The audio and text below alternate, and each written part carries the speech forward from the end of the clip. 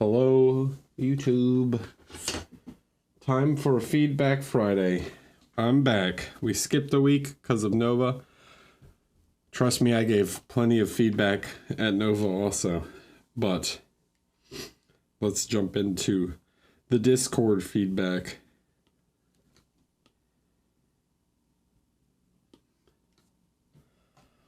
So, the Red Planet. Rush Mamba. So I think this is pretty good so far. There's kind of two things that stand out to me that could be like really help on improvement. The first thing is I think the thickness of like the black lining here. It's very heavy, okay? I think you could make it a little more, it could feel a bit more defined, a little sharper, you know, by maybe not going quite so heavy on parts. And then the other thing is the base. It just looks rough. Like rough, but not necessarily in a good way. I get you're using like some natural wood here, but it looks really muddy. I feel like you guys have a tendency to not want to use like saturated colors in your shadows for some reason. So when you're doing like these shadow tones, right? Like trying to avoid having too much of this black sort of shadows underneath. This would look much better with like more reddish shadows. It would give way more of a sense of like a Mars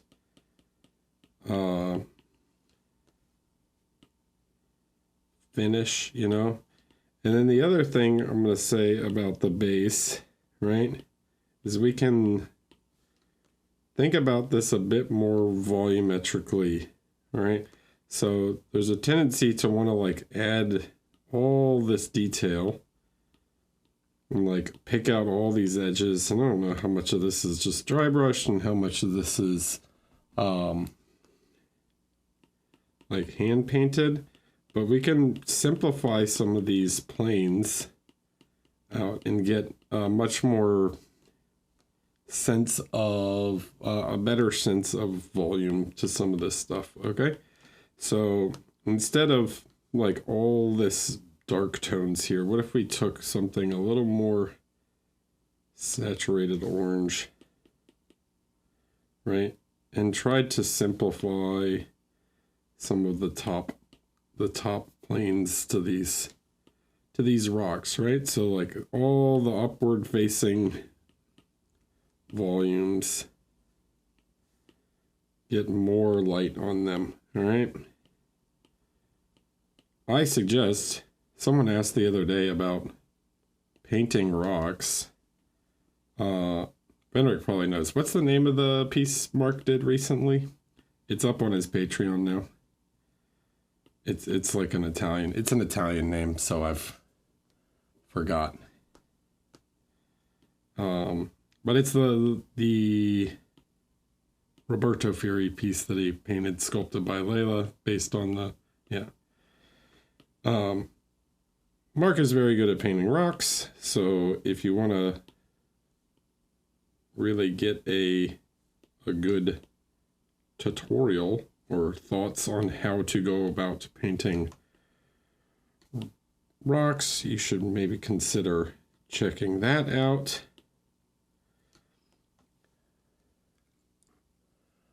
But I think we can really simplify here in order to get more general shape and lighting direction to some of this stuff, because otherwise it just becomes very noisy. So we need to get like overall shape first, and then we can introduce more like detail later, right? It's the same as painting the actual figure, you know, like you have to you have to simplify first, and then you can work through other parts. Hello, Alexis. Alexis.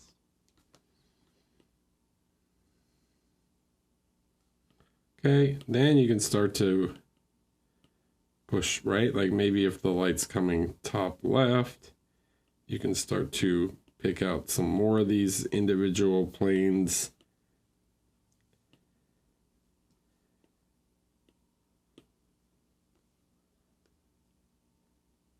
Oh, bonjour, Alexis.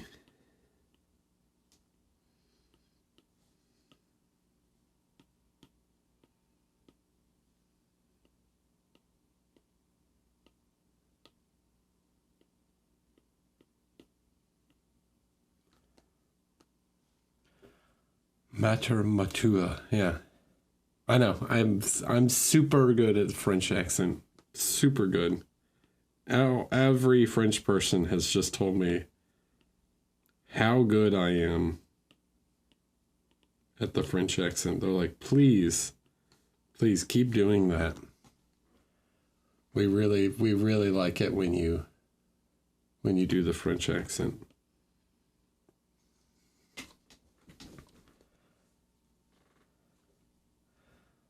Hey, Eric, we're back home now, missing American sandwiches already. Dude, our sandwich game is pretty strong.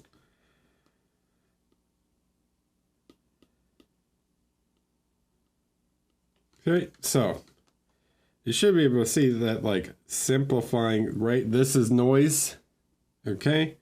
This is a little more readable, has shape, right?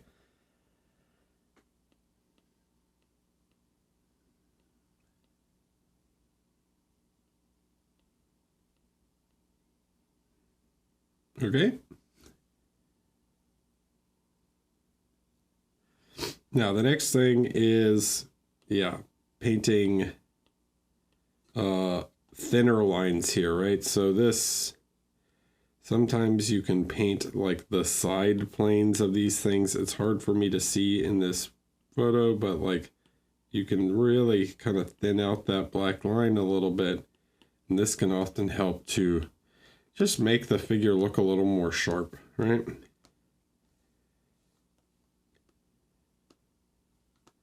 Like this, for example, right? So instead of this whole thing being black, we can create the side plane of this elbow pad and get a sharper black line there.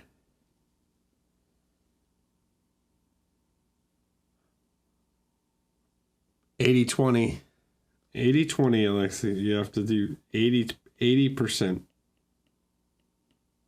20% fat. That is the perfect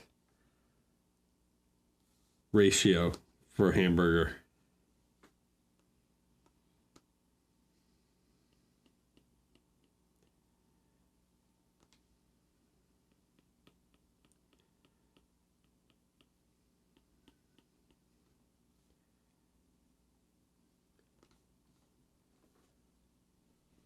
What kind of burger, though?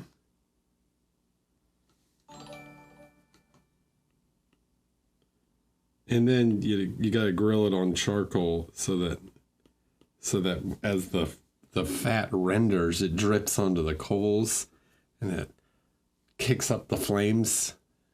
So good. Frog Jim Jeff, hello. Thanks for the prime. Appreciate it. Okay, so that's the next thing for me, is like really sharpening these up. Then you can come in and find some places, like I see you do some edge highlighting, right? But if you want to really give that this like cyberpunky, whatever, sci-fi, like sharp lines, right? So you can catch some of these edges a little bit more and really start to get some really sharp definition on some of these corners.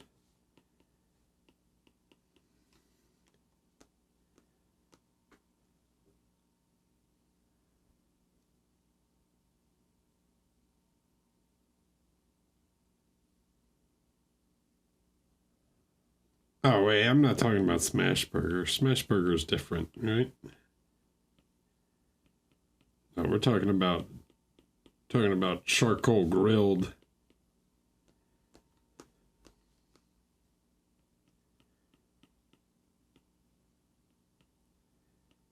Okay, so then catch some more of this light down here, right? Really trying to up some of the definition on this stuff. The next thing I would say is learn to like, is his gun supposed to be chrome or is it supposed to be like black, right?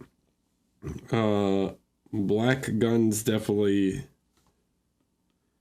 are more realistic to me, I guess. It's what we're used to seeing.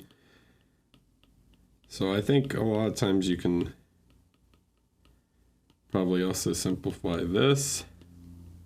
Unless you're going for like a metallic effect, but in sci-fi setting, I don't think like a metallic gun makes a ton of sense. Then you could even, because it's a sci-fi gun, you can play around with more colors and stuff. But doing something a little more simplified and then coming back with and just trying to do like really sharp edge work is often enough to achieve this sort of look, right?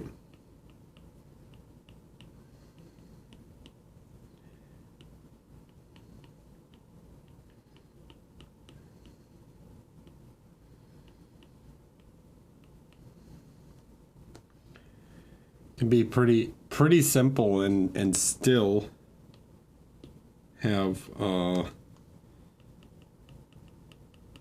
like a very nice effect in the end.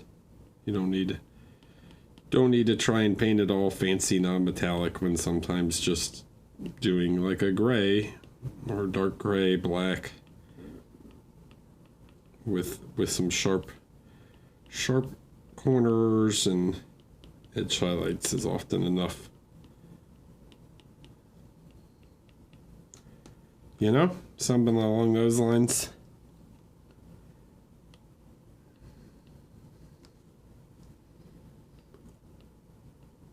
Right, so the difference between these two. Like this looks kind of round. It's sort of hard to see what shapes are going on. Like that you have two metallic reflections. You have this one here and this one here, but really this is all one big side. Like the whole side of the gun is one big plane, right?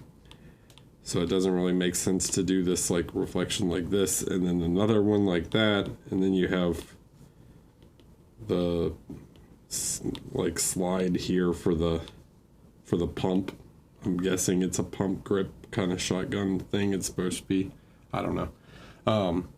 But yeah, you've got like 1, 2, 3, right? It's too many different reflections.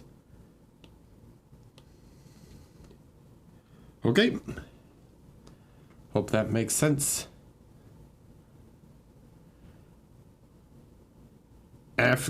Well, here at top of this, do you first grill some onions on the skillet and then smash the burger into the onions? That's the question when talking about making smash burgers.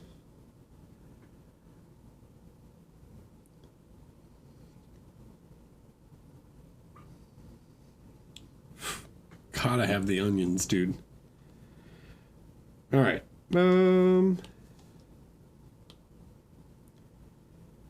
Okay, this guy.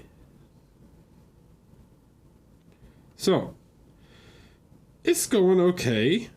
Not bad. It's very pastel is sort of the feeling I get, right? Which sometimes can be okay, but maybe you don't want everything very pastel. And I think this comes from probably using too much white in your highlights. Like even like everything is just very white. All right. So sometimes you need to like learn to chill with the white. Like, you don't need to highlight everything so much, you know?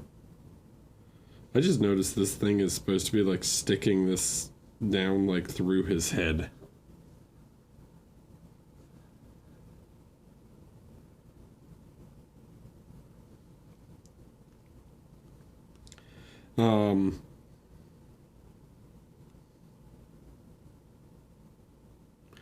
So for me, yeah, you're probably overusing white a little bit here. So, and then your midtones are just like very gray, right? It's like, see how gray this is? We're like way over on the side here.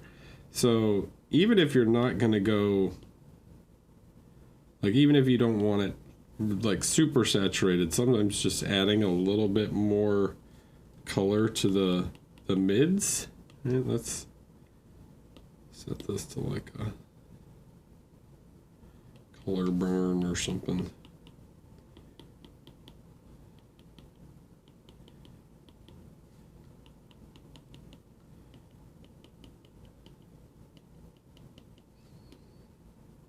Right, just adding a little color to the midtone before we get to that highlight.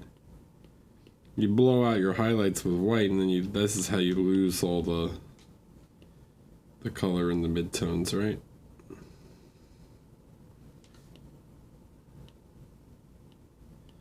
See, this just adds a bit back to the skin tone, you know?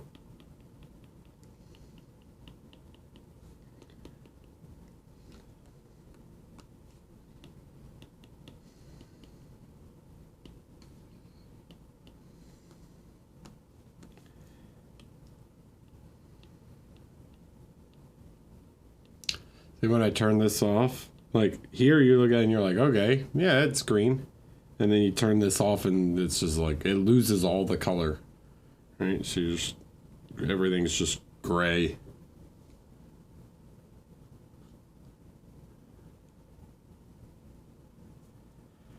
Hi, Dan.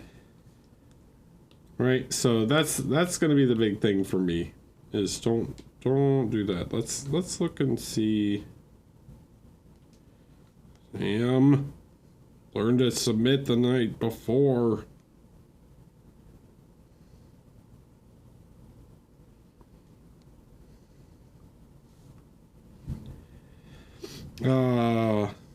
Yeah, I mean, it's just way too much. Like, what color are the veins supposed to be here? I see you're using this sort of reddish, but then it goes very white, right? Like, everything is just highlighted with white. So try and push more color into it. The overall rendering, I think, is going pretty well.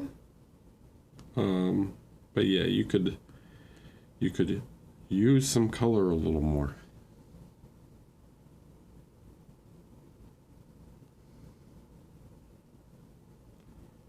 All right. The Bold Bear Burn. I painted this alternate head from the Uther bust. Excuse me. Excuse me. What needs improvement? Probably all the stuff you have been telling us repeatedly. Well, let's find out.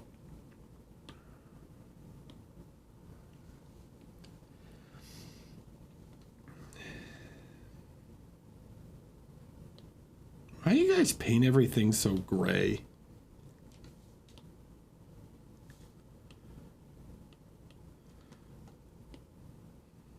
See how gray this is?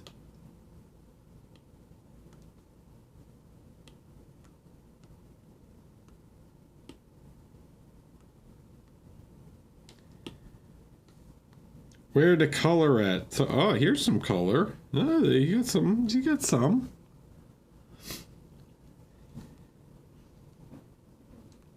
All right, we got a little bit, but it's still. We're on this half. Everything's on this half. The most intense color is like way over here, right? So try and, yeah, same deal, okay? Try and use some color, you know? Like, guys are scared of adding color to your figures.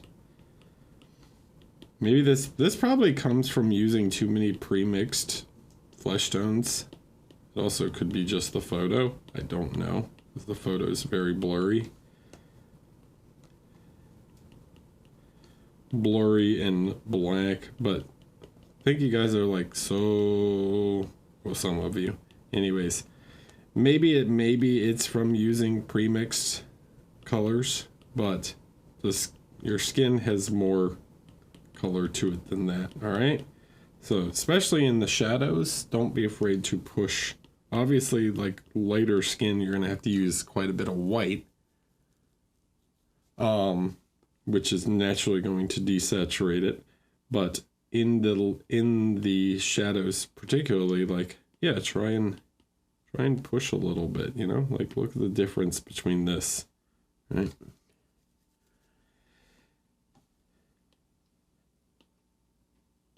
Even still, I'm not like way on into the colored range, but I'm somewhere in the middle, right?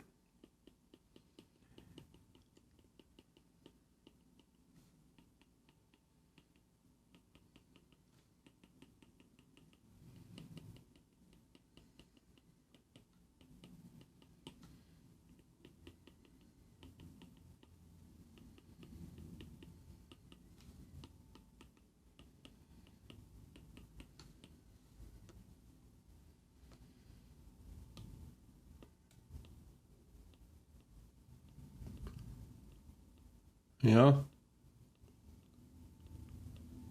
Feel that difference? Okay, so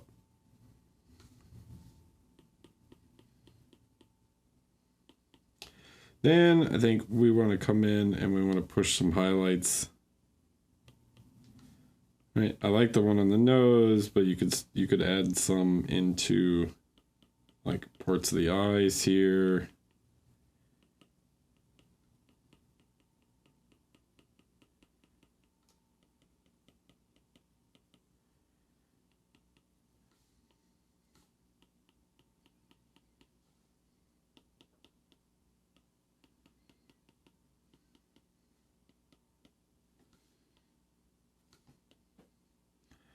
Bald man can have a nice shine on his forehead, you know.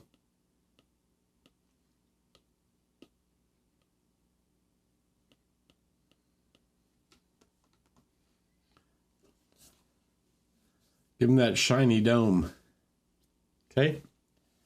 So the hair's pretty good. You didn't do the thing where you like draw the dark line around the hairline, so that's good.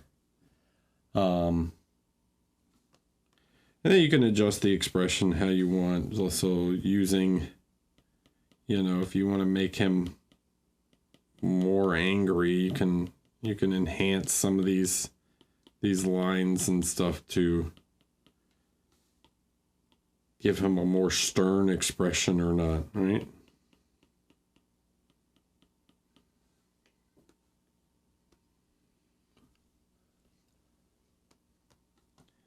But that's up to you. Also, a little bit, come up a little bit in the cheeks here, right? You don't need to shadow these quite so much. And then they'll transition to the hair, whatever that is.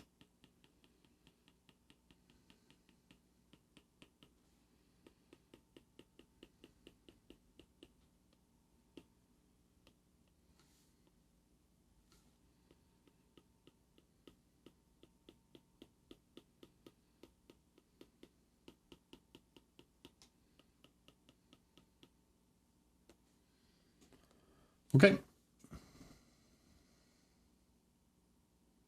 My usual issue is I blow through my midtones with highlights. The desaturation of the highlights ends up making the tonal variations sparse.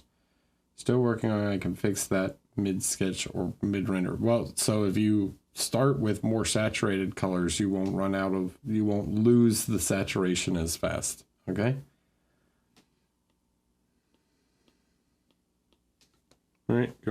So final, like the resulting of adding some color back to the skin, right? And pushing those highlights a little more.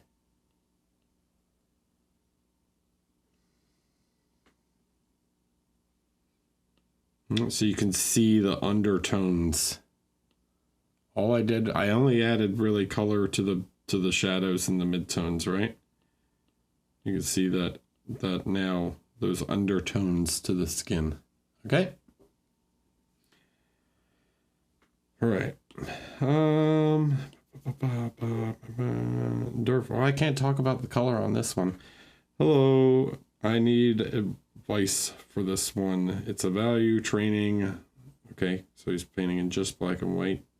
I'm quite happy with it, but I would like to bring it further. While taking the photos, I saw some unpainted zones with primer on it, so I'll correct that. But what really bothers me is the OSL on the hair. Okay. It's very white to frame the front view of the face, but it's not very readable when looking at it from the side of the bust. Well, it's because you're painting in all white, right? And if you were doing some kind of like OSL sort of rim light effect with color, you wouldn't have to go all the way to white, so you could use different tones, you know. When doing competition pieces, do you typically mix your own flesh tones through the series of pigment? I don't think of competition pieces as different than any other piece. I just paint figures, right? So I paint either display figures or I paint gaming figures. But even then, when I paint skin tones, I'm, paint like this guy, right? We'll come back to Mr. Ventress, right? So when I'm painting even faces like this, stop shaking.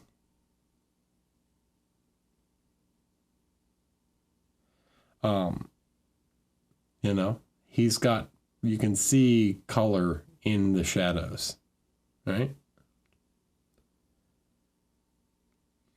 So I don't really even think about them as there's no second thing, like I don't think of for competition or not for competition. And when I paint skin or whatever, I just use, doesn't matter to me. It's the same approach, right?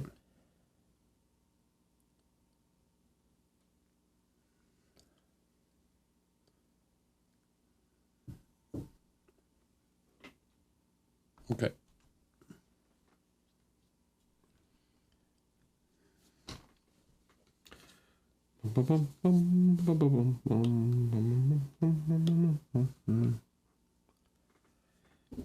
Okay, so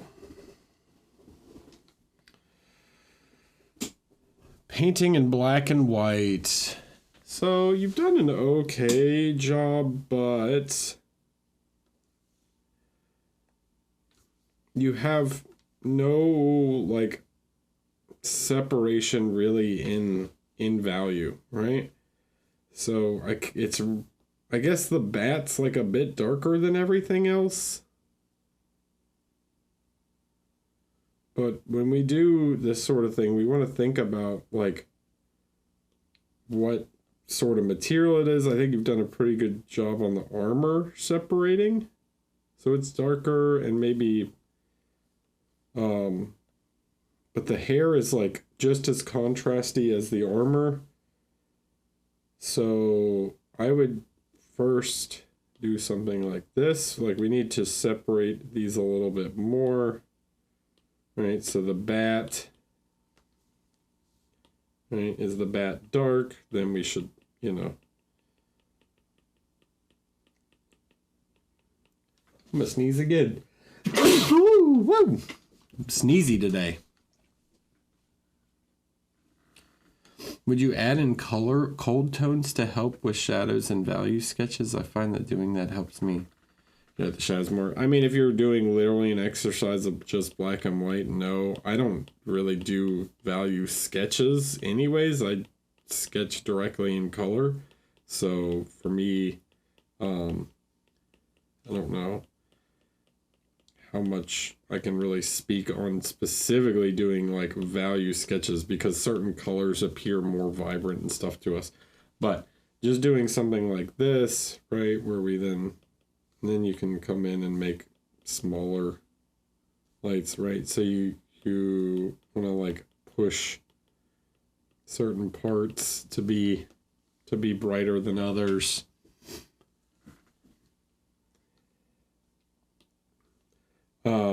And it's like, what color is her hair? Is it platinum blonde? Is it black, right? I can't tell right now. And if it's supposed to be a dark hair color, we can make that rim light stronger by darkening other parts of the hair.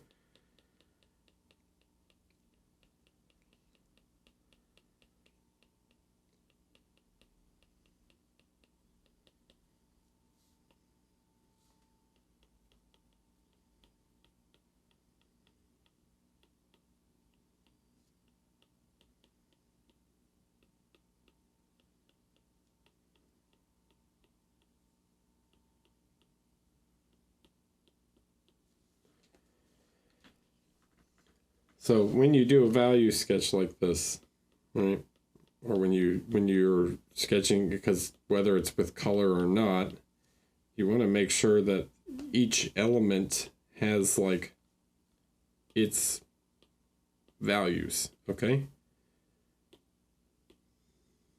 Right, so it's like the hair is darker than the skin, the horns are lighter than the hair, you know?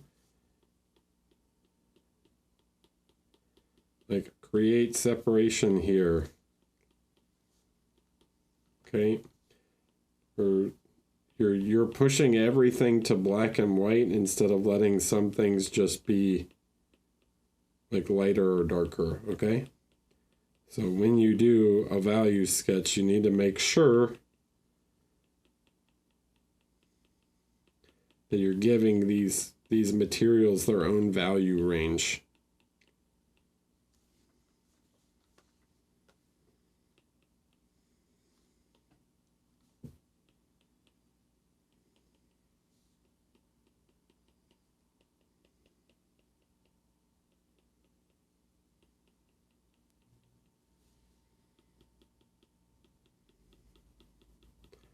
A lot of this is going to be the focus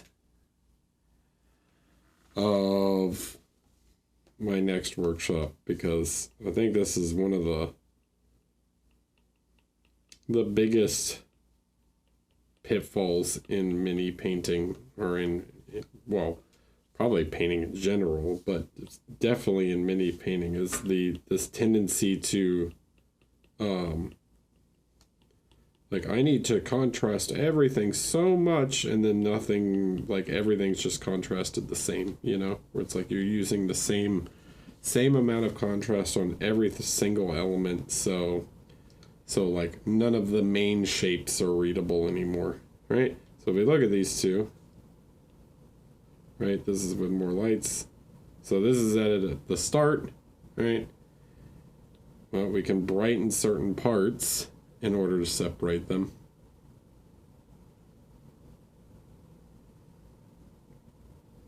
And then darken certain parts to separate this. I'm tired of repeating. What's the title of my next workshop? I'm tired of repeating myself. I like that. It's a good one. That's a good title.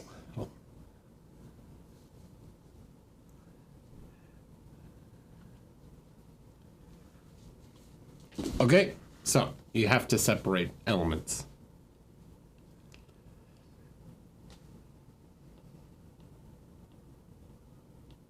Right, her skin's just too dark here. You know, this now it's silhouetted by the dark hair.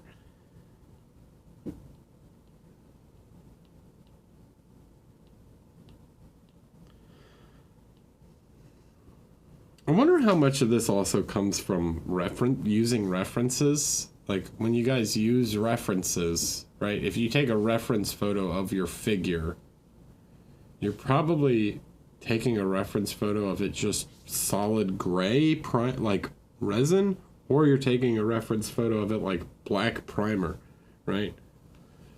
Or the zenithal, and then everything is the same, right? So you have to, yeah, we need to, you have a value scale, you've got to shift that value scale depending on what kind of material you're trying to paint.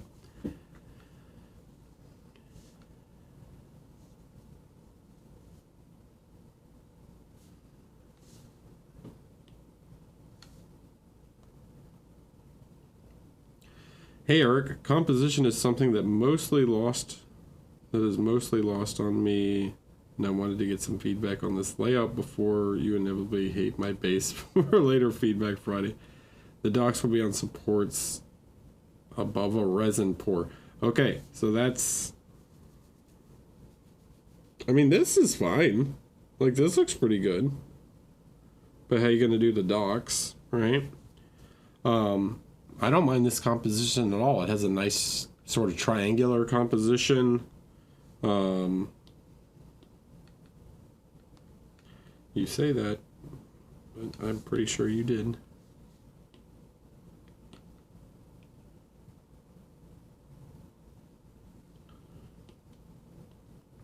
Right, this has, let's draw in red so you guys can see it.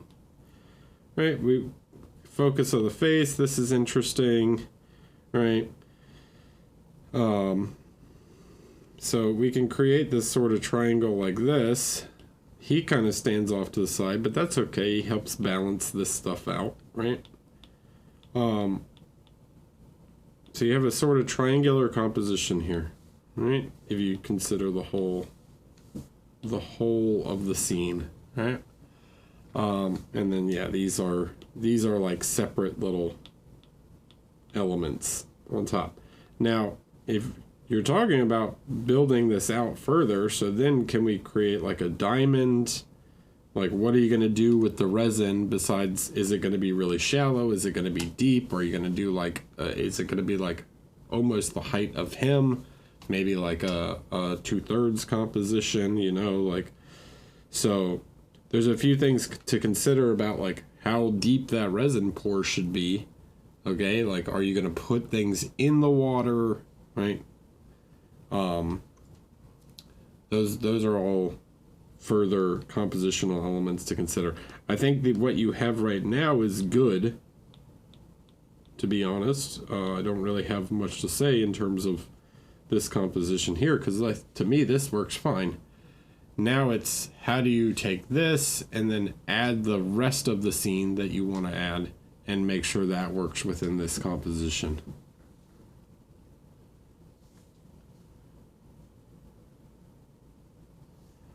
When you say shift value scale per material, would an example of this be that NMM having a higher value scale? No. NMM has a wider value scale than most other materials because NMM is reflecting all different kinds of materials, right? Metal is its own thing. What I'm talking about is like, my skin has a lighter value overall than my shirt does. My hair is a little bit darker than my skin, right? It's, so you have different, like my bookshelves behind me are darker than the white boxes that are sitting on top of them.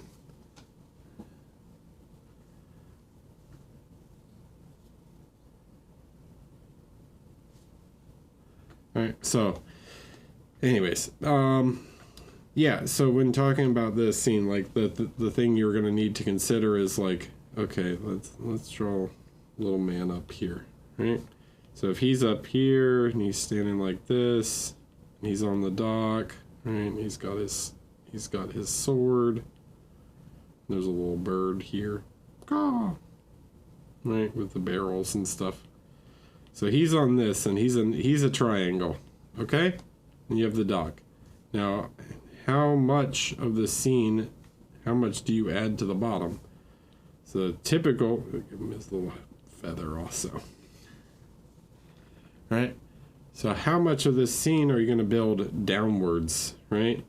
So normal kind of rule here would be like rule of thirds, where you do 1/3 here and 2/3 here, right? That would be one way to approach it, but that's not always necessarily correct.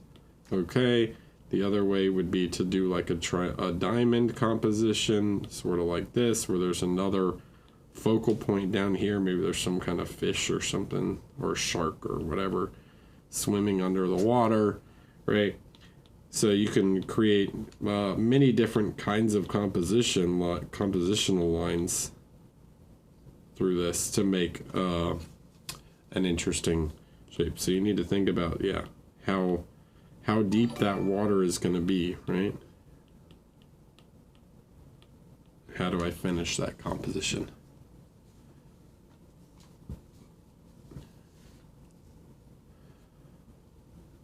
Malvanius, hello, welcome.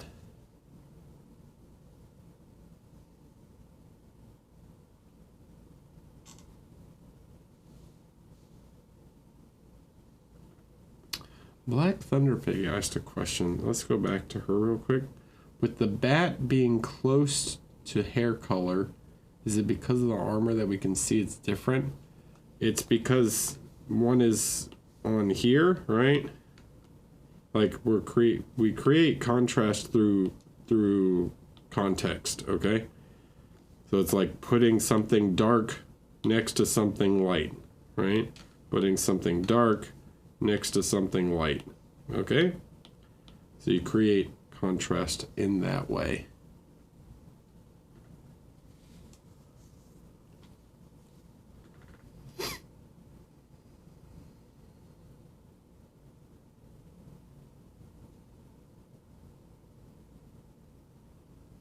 All right, let's look at one more real quick.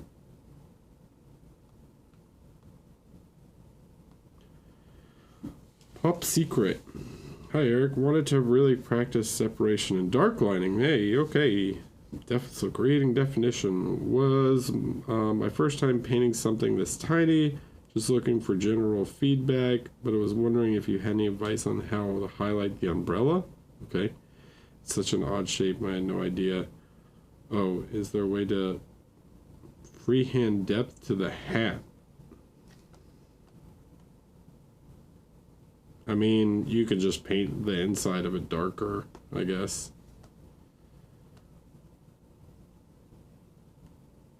But not really, like, not too much, like, because you're, depending on what angle you look at it from, will appear different, you know? So anyways, let's look at this guy.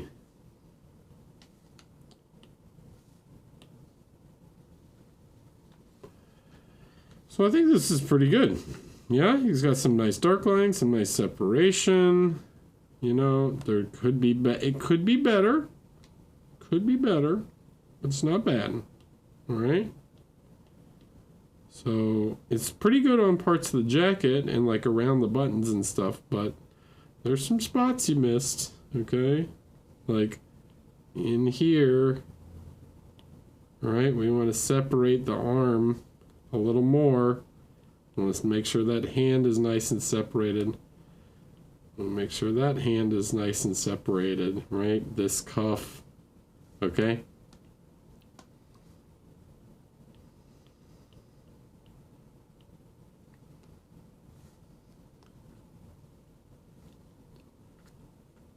Yes, he would vary. I mean, he would have pretty large buttons, but I've seen some trench coats with pretty big buttons before, you know? So I think you did a pretty good job dark lining, but you could have pushed it a little bit more in some spots, right? Especially where you change from one material to the other. Like in a collar, you're going to typically have very dark, like you can't see it on me, but also doesn't help that I'm wearing a black shirt. But especially around like where you switch from one to the other, right? You're going to have a little bit darker lines. So I think that's generally nice. Then the next thing I would do is I would actually take color that's a bit lighter, right? So some of your highlight tone here, and I would actually try and push some of these volumes, okay? So these like upper facing volumes of the jacket, right? You did some of these folds, but don't overdo these, and then try and get more shape to the higher parts, right? As far as highlighting don't worry too much about the raincoat, or this part's not super important, but you just take like a dark color, you know?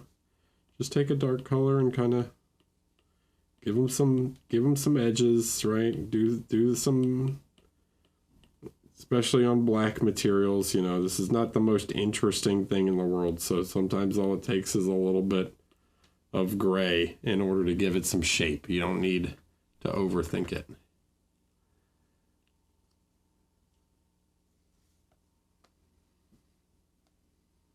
Okay, so you push like that. Bring some of these parts up a little more.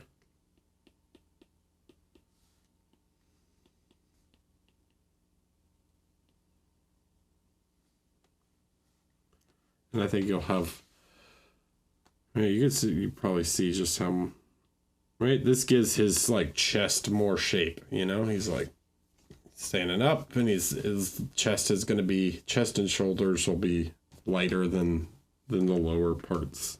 Okay.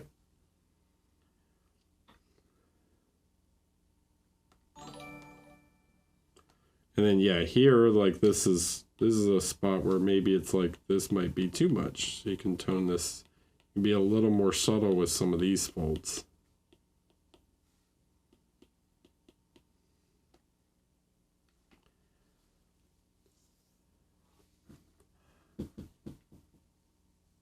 I have no idea. LOICBT.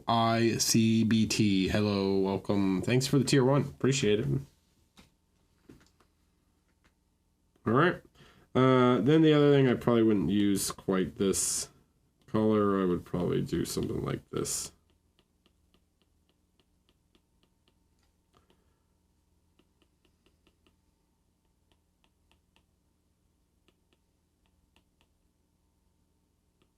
Yeah.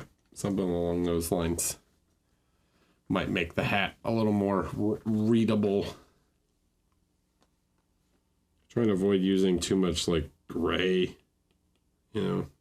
Gray works on the umbrella because it's a black object, but on a white object like this, you know, it's more of a khaki or something.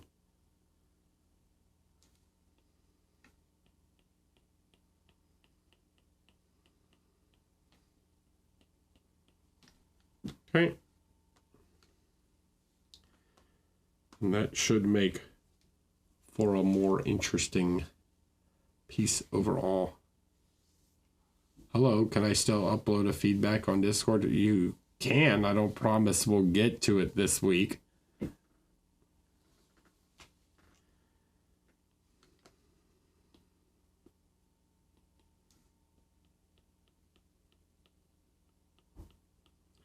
We've got a lot to get through.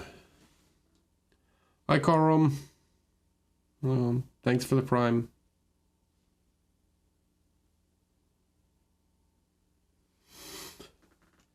Okay, so cool. That should make sense. Let's gonna take a quick break, and then I'll be right back, and we will continue on. Who's next? Chris W. Hi Eric, I'm new to the channel and learning a lot from your videos, looking to take painting more seriously and improve as much as I can. This is the first bust I've painted, also my first attempt at it, and I struggle with creating smooth blends, so any tips would be helpful. Looking for general feedback on my first bust to improve. Okay.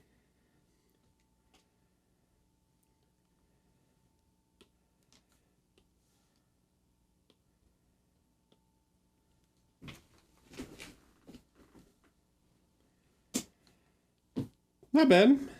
Not bad. So, my tip for you, number one tip when starting, focus on the general shape, then focus on details. All right. That's always the most important thing. There's some things you've done nice, right? Like this is nice. You've treated this as a as a sphere, okay? Like I often see people like separate these two like this. No, they're one shape. So that's good. You've treated this as one shape. Okay? But like the arms, right? You've got a lot of highlights here, but we could treat more of the arm as an overall shape, you know? Like the arm is a bit more of a cylinder. We don't have to, we want to create some general shape to these things, right?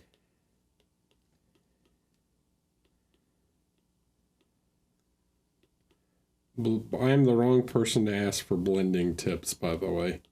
That is not... You ain't gonna get those here. Right? Like, think about the hands. Okay, which one, where does it face upwards? Well, these parts of the fingers face more upwards than the palm, than the back of the hand does. The top of the arm here faces more up towards the light, so we're going to get more general light across the top surface of the arm. All right. So maybe you could see just between this and this that there's more general shape to the arms than before. Okay. You can treat the face in the same way, like don't get lost in the tiny volumes, all right?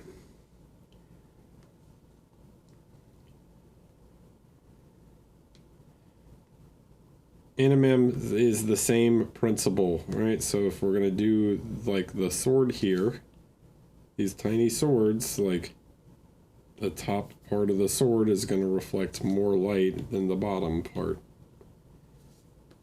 Which you've sort of done. We can make that sharper.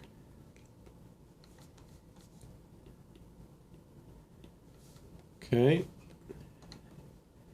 So often simplifying is the key to getting good shapes in.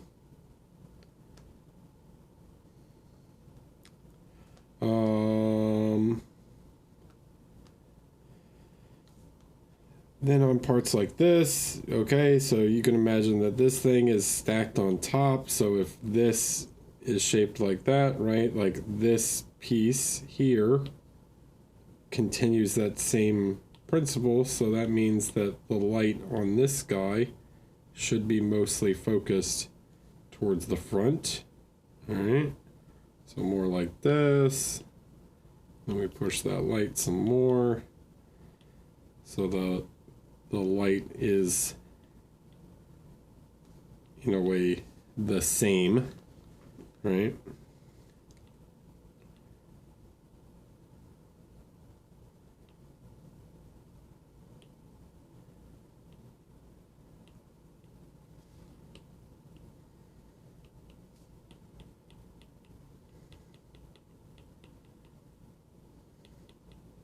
Okay, this would be like the same as here, based on like the angle, you know?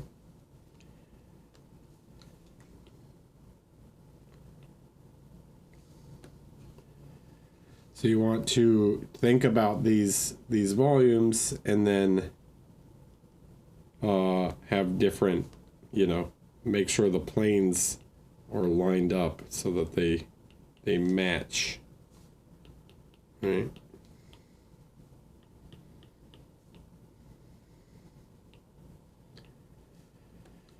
What's the question? On this bust with the different faces, would you make the dwarf face the main focus? Yeah, the dwarf is the main focus, not the goblins. All right.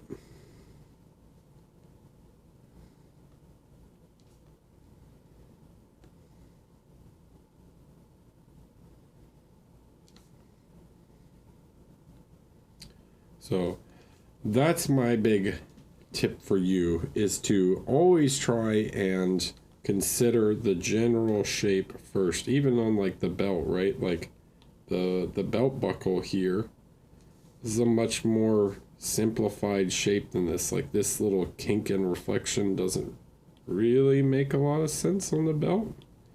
You can kind of simplify this shape and then instead rely on the edges to create more light. Like now this curves, so that might catch a little light, but you don't have to overdo the contrast to try and make everything like super contrasty, you know, like on the top of the pommel here, you create more light, right, because it's facing upwards, and then you create some contrast between the side planes and the front, or like the top plane, okay? And then you can do stuff like this, where this edge might catch some light or something like that.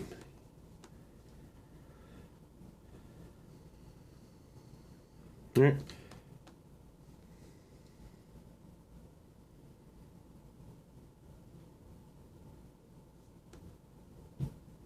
I hope that all that makes sense to you. Okay.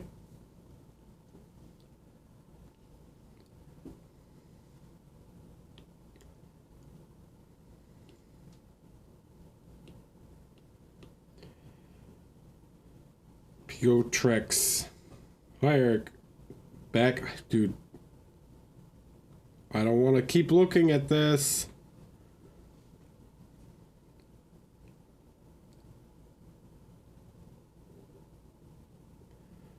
Come back with this one. I think I'm mostly done with him. So overall opinion, what is okay-ish and what should I focus on for the next projects will be super helpful.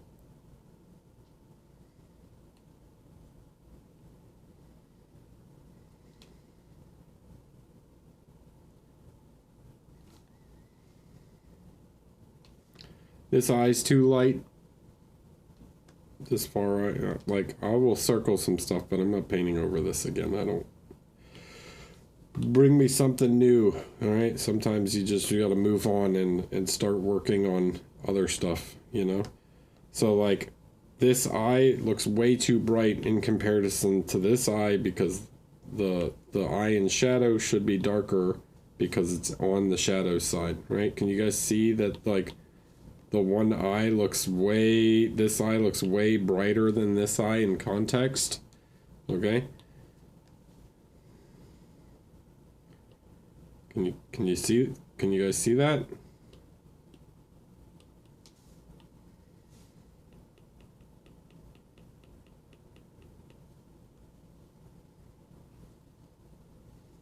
Look at the difference. Well, I painted on the wrong layer.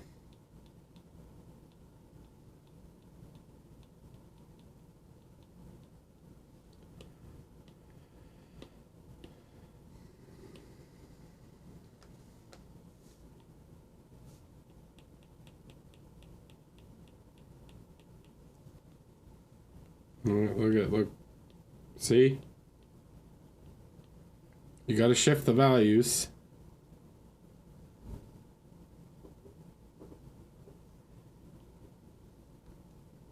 For it to make sense. Okay? The hair still should be more focused, centered. I said I wouldn't draw on it, but you need to push the light more forward on the hair. Okay, highlights go more forward. All right.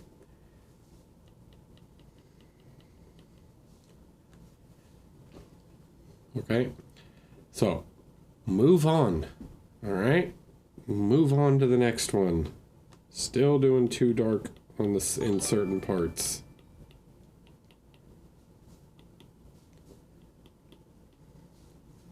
Separate light side and shadow side.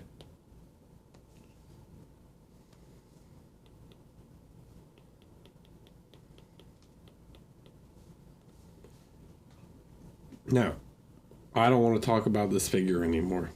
Okay? Bring me something new. This is the third time I've looked at this.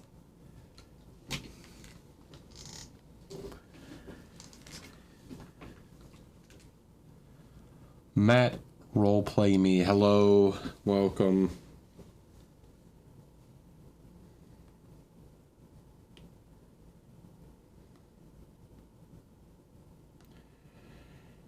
Gingerbat, hello. Hi Eric, I'm looking for some help specifically on the green jumper here. I'm having real trouble conveying a sense of softness. I would also welcome any thoughts you have on the rest of the piece. For context, I'm going for a sunset in the garden vibe. I'm aware I need to add some warmth. Okay.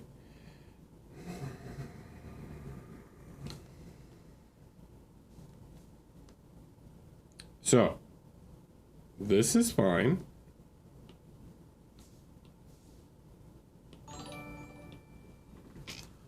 Matt, thanks for the prime. Appreciate it. It's a good start, and it looks soft to me, right? Like, this is fine, okay? But you need to start introducing more definition, all right? Like, there are parts that are just, like, way too flat. You have a lack of there's some parts where you've done some pretty good dark lining, right? So like you've got some separation here, but there's like her face is just too flat at the moment, right? There's it looks like, I'm guessing that the owl is still work in progress. Like this is nice and smooth, so that stuff's all good. Dresser,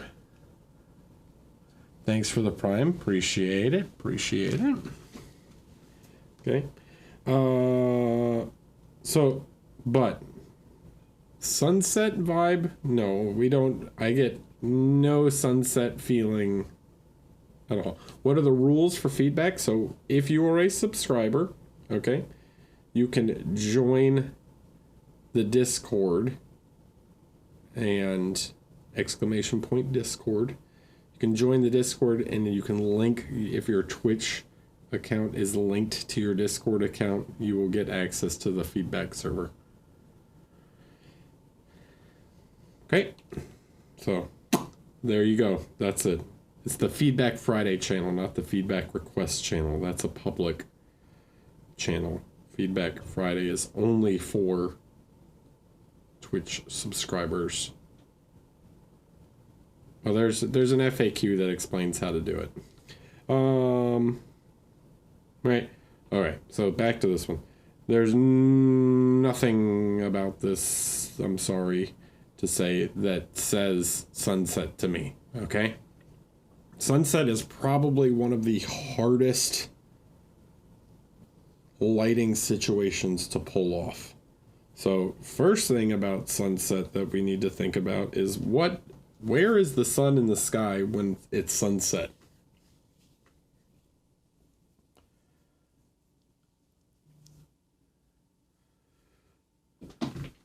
Yeah, it's like, yeah, it's basically, right? This is not sunset, right? Sunset is like this.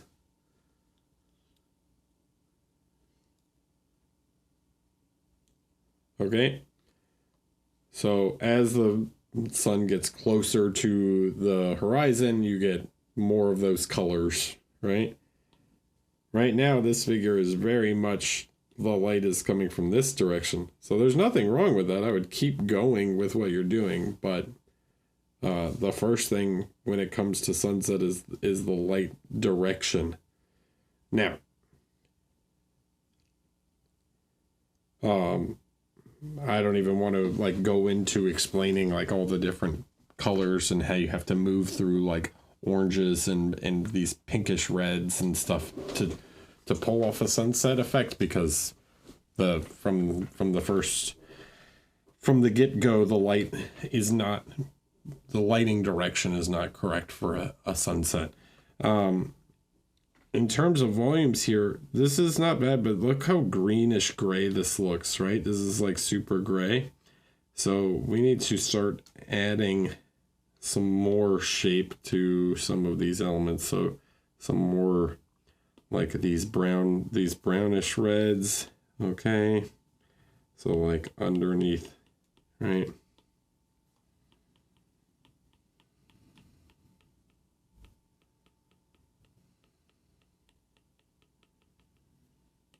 Yeah, I'm on another layer. That's fine. right? Everything looks like really pale and washed out. You're really missing. I'm gonna set this to the.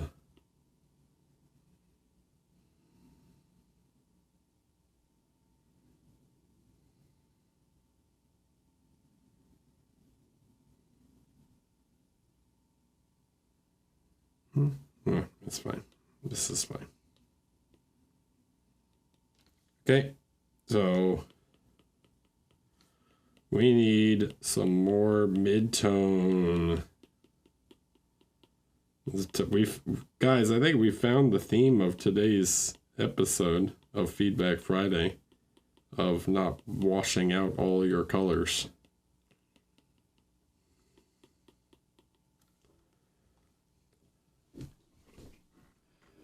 This is just a general question, but for sunset, would the shadows be more harsh and longer since they're so peppered? Not necessarily more harsh, but yeah, typically they would be longer because you're at an angle, right?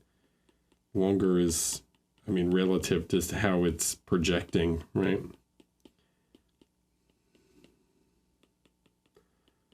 Today's episode is brought to you by Put Some Damn Color in Your Midtones.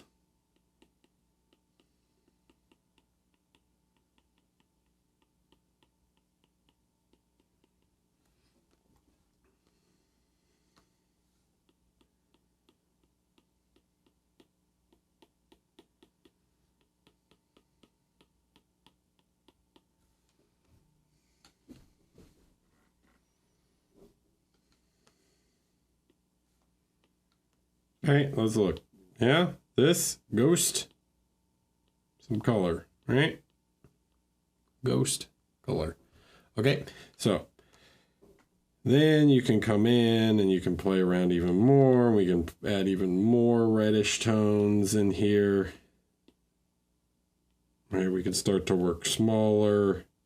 Now that we've got like some general shape in, we can really start to like create some of these even tinier color, like more color variation.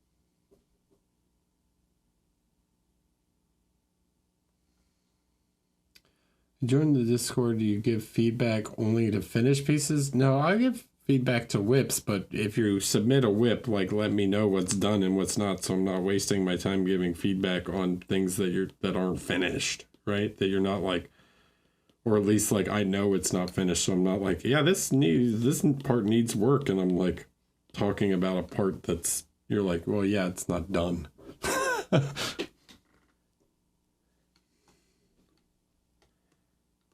Okay, so get some more color, more.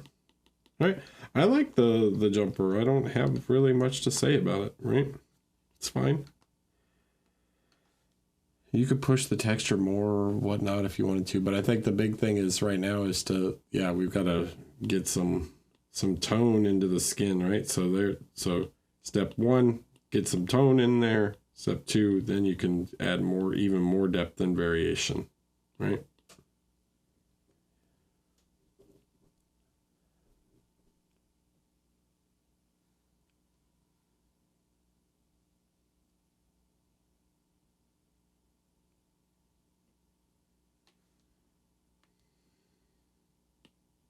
Okay.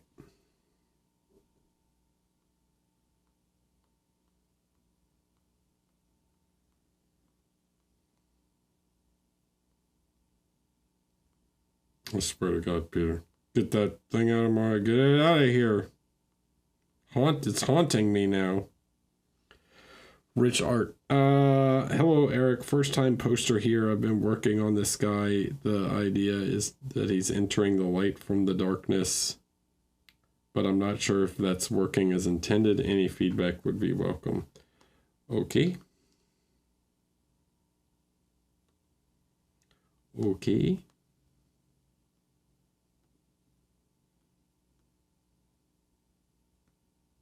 I mean, it kind of works. Let's look at this angle.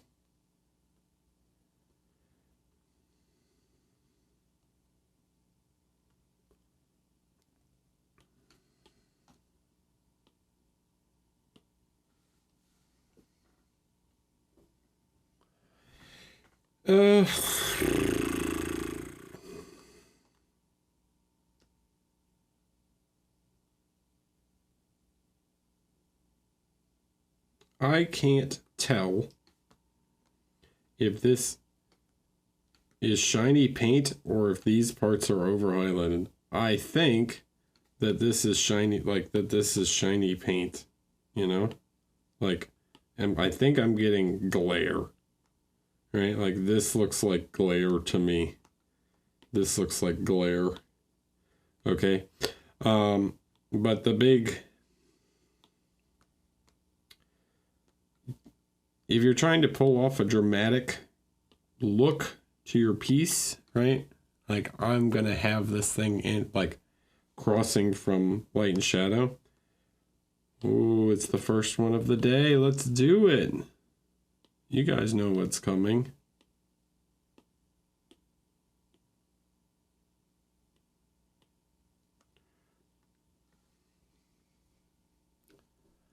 Where'd my shadows go?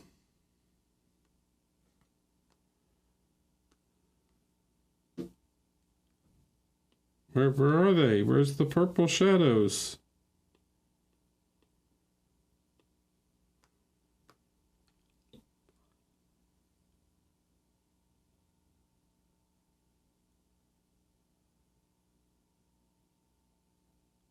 Huh? Chat? What's happened?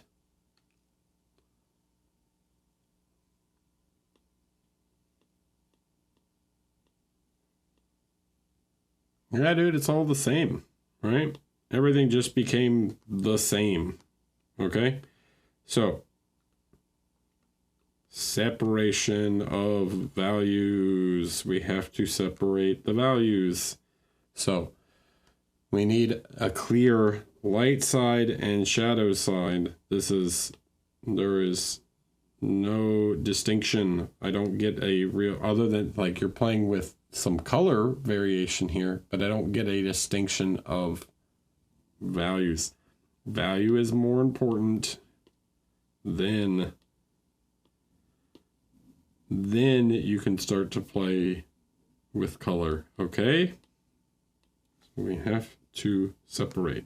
So if this side of him is supposed to be in shadow, we need to create shadows.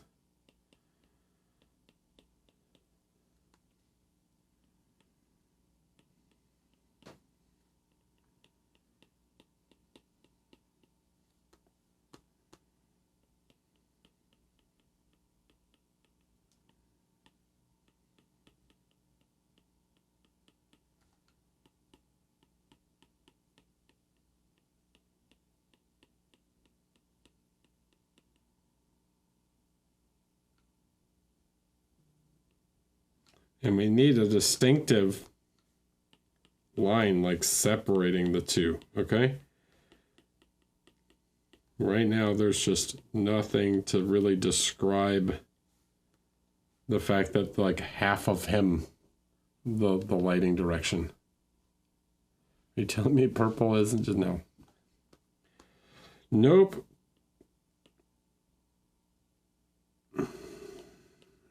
No, it is not. Okay. So we create contrast, value contrast to separate the two sides. And I don't know exactly, like I'm not going to sit here and redraw the whole thing, right? But we need to create separation between the two planes, right? Or the two facings, all right? So you have one side that's in light and one side that's in shadow, right? So it's just boom, like shadow. Okay, that's shadow.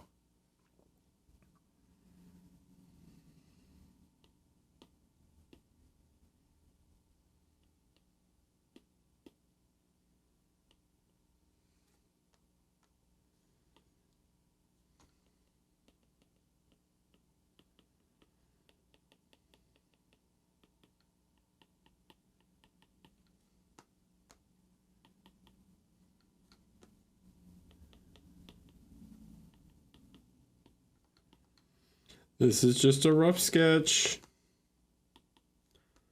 but then we can start to push the lights more too, okay? And I don't know what his shape would be on this cape because I don't have it in hand to really see, but we can create some sort of effect where that's too much, but we can start to create some sort of effect where we're creating a distinction between the two sides. All right. So you have to separate your values. It's so important, guys. This is like the most important thing.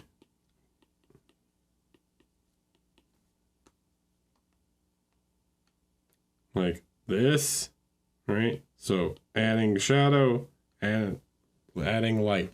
Now it's like there's a clear lighting direction, okay?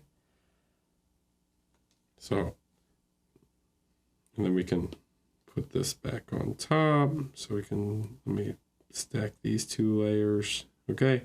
So, right, so can you see the whole like lighting direction shift? That there's now clearly like a directionality to the light. Would that be done with glazes?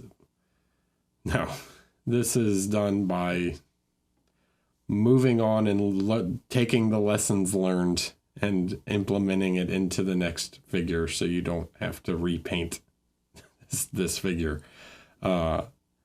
There's too much here to like fix from this standpoint, right? Like you go, cool, lesson learned, and then you apply it to the next one, right?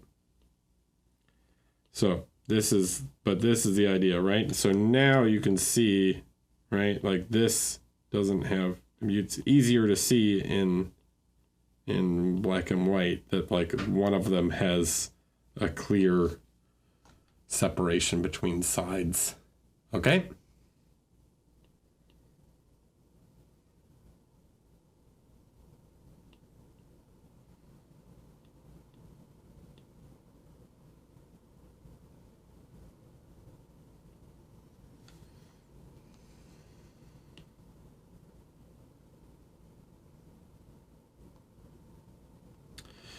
Velvet and paint. Hi Eric, first time posting here. Some areas are still roughly sketched while I'm started smoothing out others. I'd like general feedback on this miniature before going any further. I took inspiration from Peter Morwacher. The miniature is from Carol Rudick. It was 10. Okay.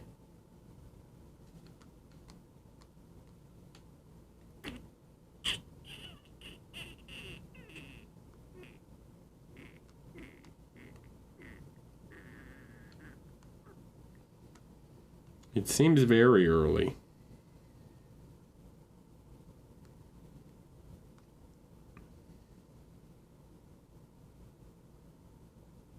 Like really early.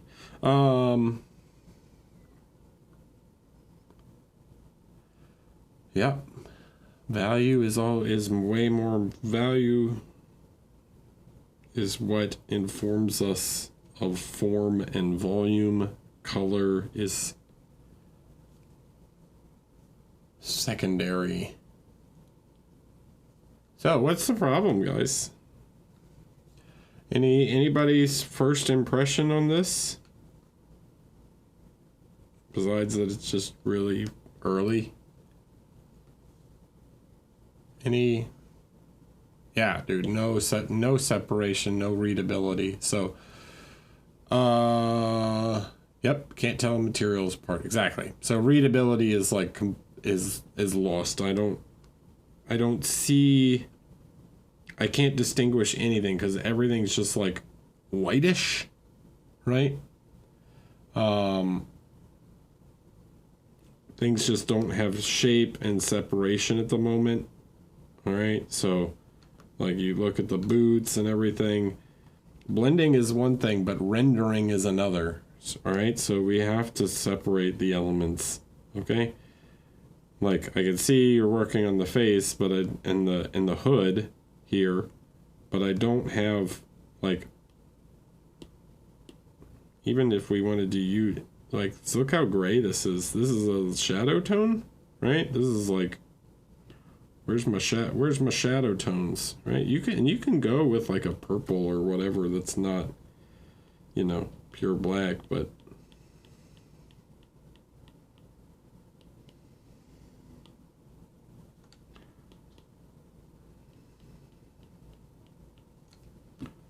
we've got to create separation. Like, I have no idea what's going on in here.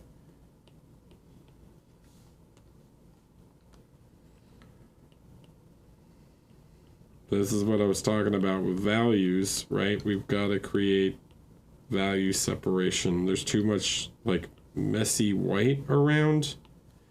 Because you primed with white, you have to come back and like really push some of the shadows in here, or otherwise you're never going to like, you're gonna have this primer showing through that's got like ghost spots of the primer, right? So I like the colors that you're working with. It's very ethereal, but we've got to separate more. All right.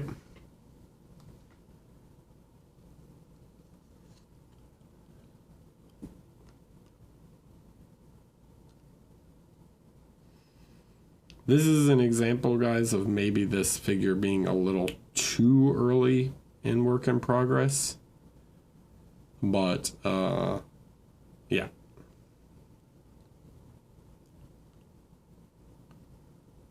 Okay.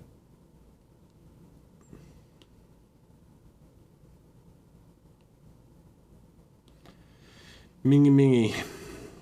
This is a gift for my sister. I'd love some feedback before I put the final touches. Focus on this project was atmospheric lighting. It's good. Yeah, looks good to me. Atmospheric lighting successfully pulled off.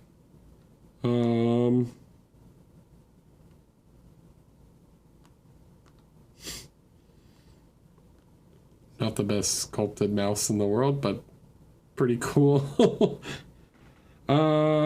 Yeah, I like the story and stuff. It's nice.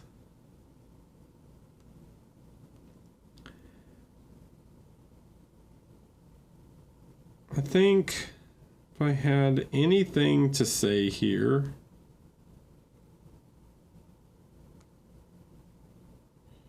yeah, okay.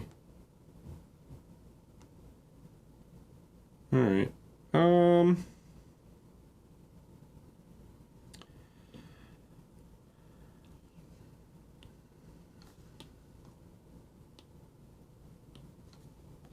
I think the thing for me is that, like, you maybe went a little. This happens with skin tones often. Is I think people really introduce, like, typically because they start with the skin, right? So you really introduce like color variation into the skin, and you've got this like purple shadows, which I see also show up kind of here, right? You got these more purplish reflections. But then they get kind of lost in other parts. Right, so like, where the purple at, you know?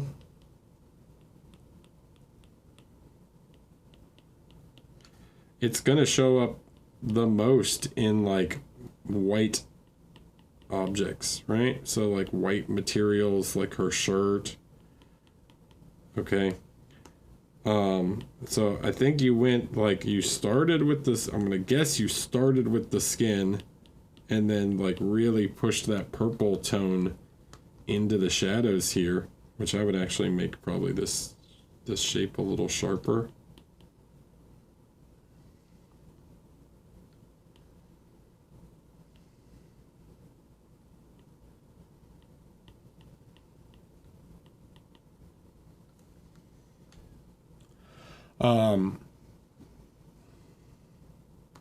So you start with these like purplish tones in the skin, but then you kind of start to lose them in other parts, right? So where's the purple and the red, right? Like,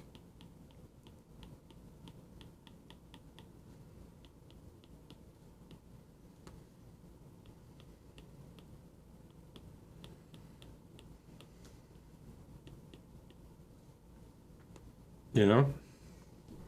So if you're gonna do it, do it.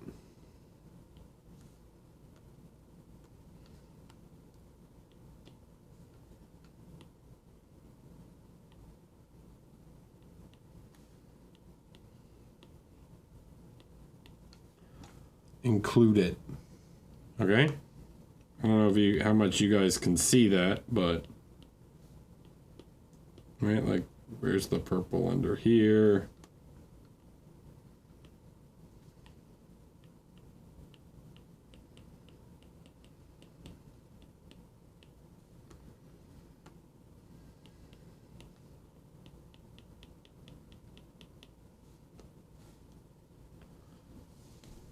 Hello.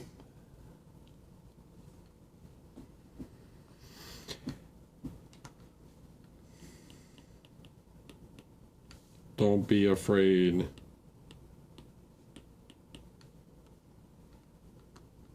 Okay. So that's my big feedback to you. How would dagger reflect it? The dagger is reflecting the light, so it would be different on the back side. The dagger's facing the light side, so you don't really reflect the purple.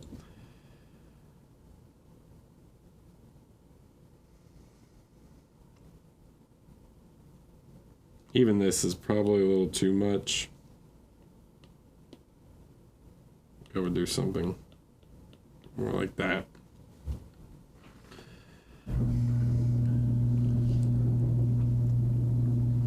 All right, so lean into it, man. Lean into it.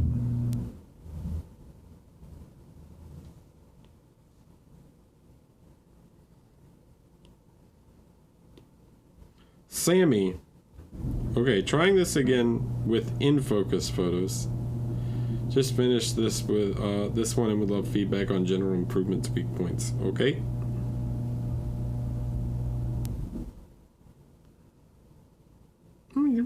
Looks pretty good.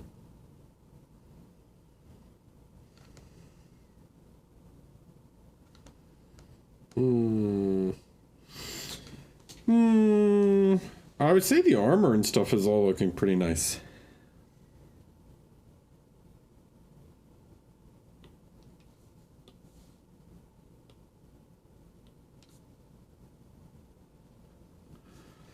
Armor looks pretty good. It's got some nice definition. The metallics are pretty nice. Yeah, all this stuff looks pretty great. The base is not bad. That's not good.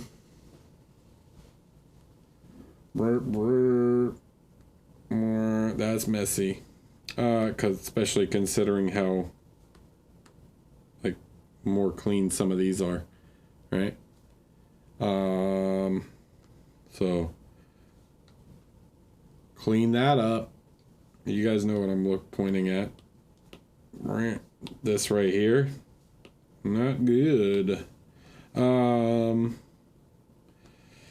And the faces, yeah. Face could be better. So, here's what I'll say about the face. It's too sharp, alright? This is problem with painting in this sort of style, right? You need to learn to soften.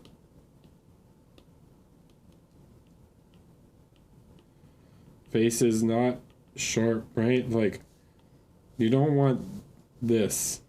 He's got angry eyes, right? Like, everything on a face is round, right? It's all curved. Okay. So don't do things like this. Don't do things like this. All right. Think about shapes more rounded, and then sometimes, like, even if we were to do this highlight right here, right? What it would be is a highlight like this, where it's rounded out, right? So it's a round highlight, and then parts of it go away because there's another volume interacting with it, okay?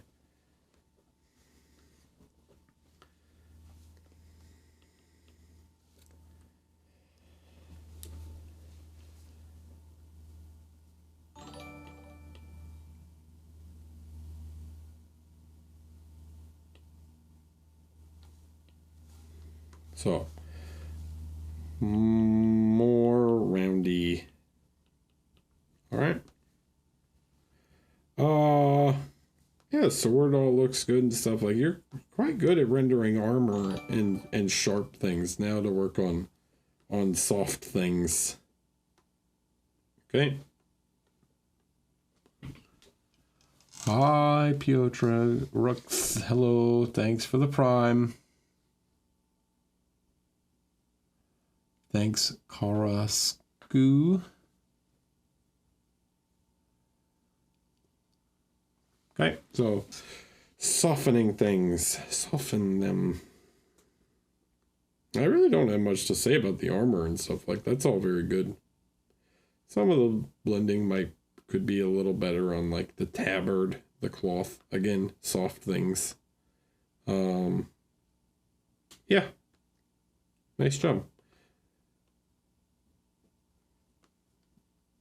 Go around and double check that you're getting under, like, cleaning up underneath things. Because I'm going to assume this is for, like, GD or something. I don't know specifically, but I'm guessing that that's the case. So want to make sure that you clean up all those areas, because if I spotted it that fast, they'll definitely spot it. They'll be like, oh my god, he didn't paint underneath he didn't paint under the purity seals perfectly. Ugh.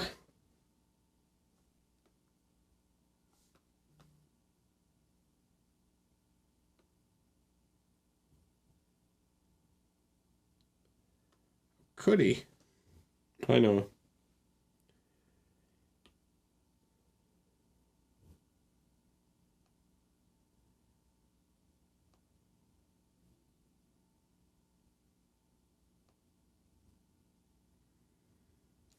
Oh, did you paint under the feet? Oh, man.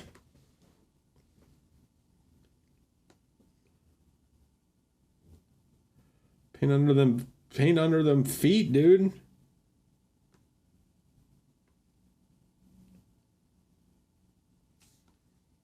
Missed a spot here too. Look, his little, like, arm gauntlet thing. He's got the little dots there. I'm gonna be a nitpicky jerk here and just, like, point out spots that you forgot to paint, like the little dots on the backs of the legs.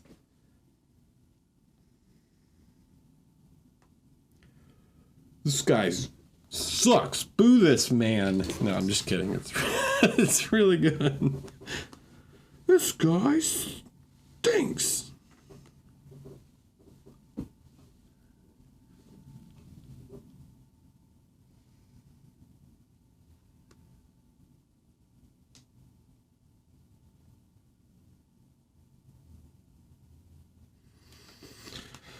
Back of the chainsword looks a little flat too, so maybe work on that a little bit.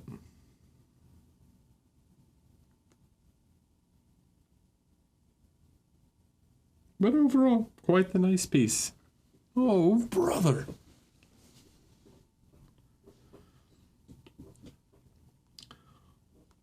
Squint. New to the channel. Love general feedback on this bust. Okay.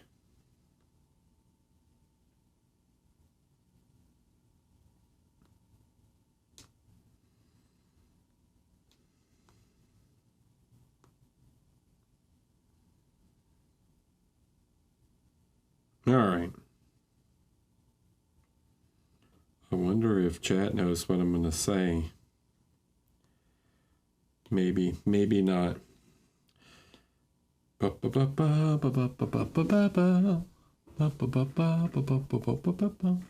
right.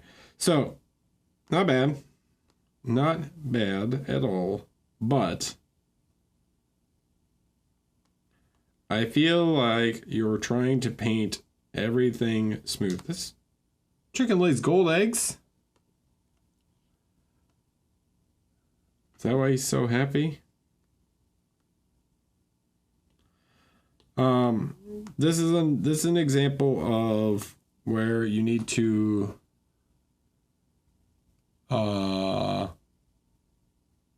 think about overall form more. Okay, so light and shadow, I feel like you're trying to just be smooth instead of really thinking about like the general shape of things. All right, so what do I mean by that? Like, if we were to draw the moon, let's draw the moon, okay? Would you paint the moon like this, where you draw a circle and then you paint everything from one side to the other in like a perfectly smooth gradient, right? You're like, oh dude, I gotta, right? Let's get the shape of it drawn first. So it's like, oh yeah, and then I'm just gonna like flat shade from one end to the other where it gets darker and darker, and then it's like the light is like wrapping around the other side. All right, I'll take a dark tone. All right, and it's like this, and I flat shade the whole thing so it's just like one perfect gradient all the way across. Is that what the moon looks like, guys?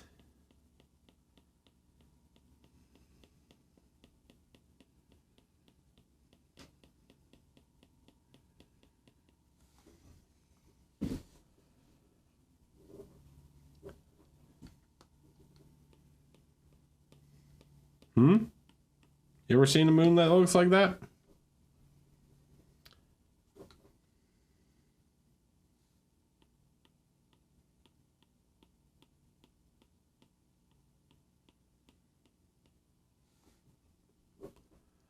No.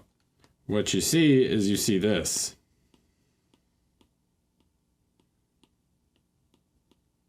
Where you have a shadow side and you have a light side, and there's a bit of blend in between, right? So that light side is much more lit, and then there's a line separating the two. Yeah, this gives you like lighting direction. Okay, this is a sphere. Okay, so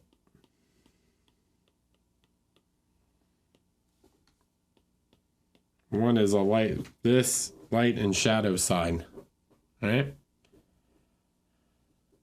So the light can't reach the back, right? The light comes in this direction. It can't wrap over and around to the shadow side.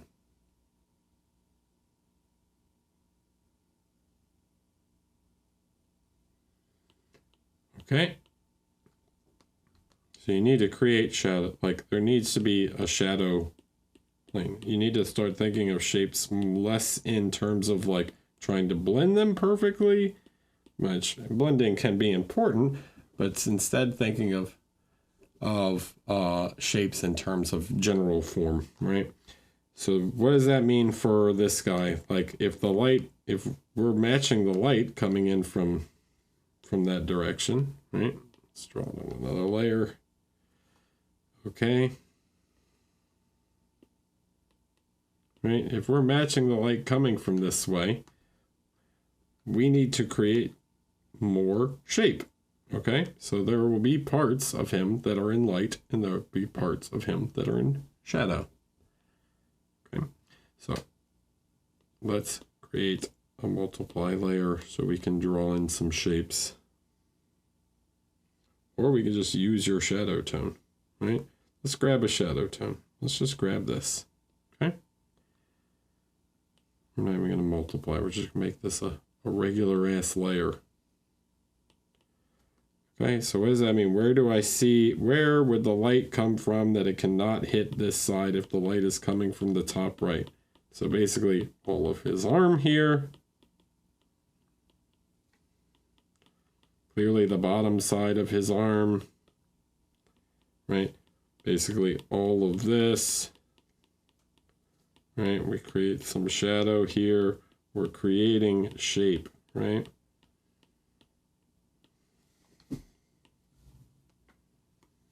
Okay, there's probably some shadow in here. This side of him, right? All underneath his neck. This arm.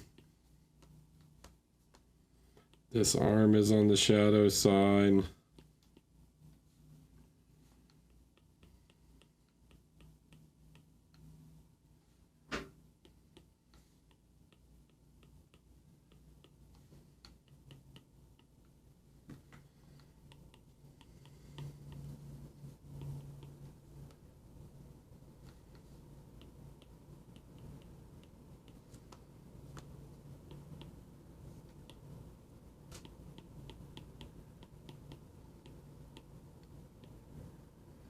All right.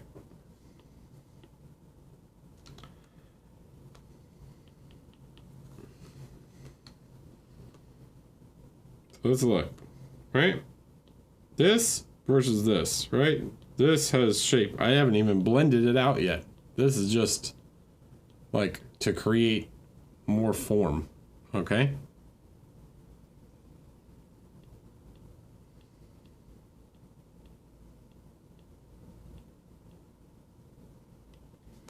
Then you can start like creating more subtleties to it, right? Then it starts to blend out and you grab a color, you know, you start grabbing some of these intermediate oranges, right?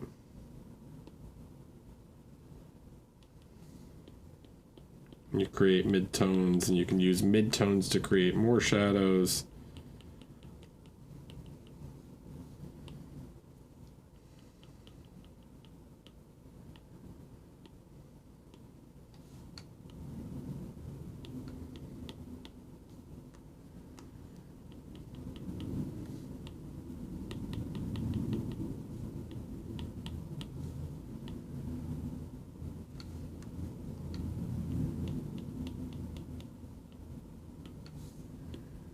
As things round over.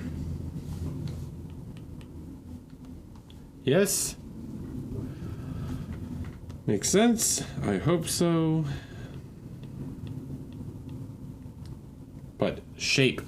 Yeah, shape is the important thing here. Okay. Smooth.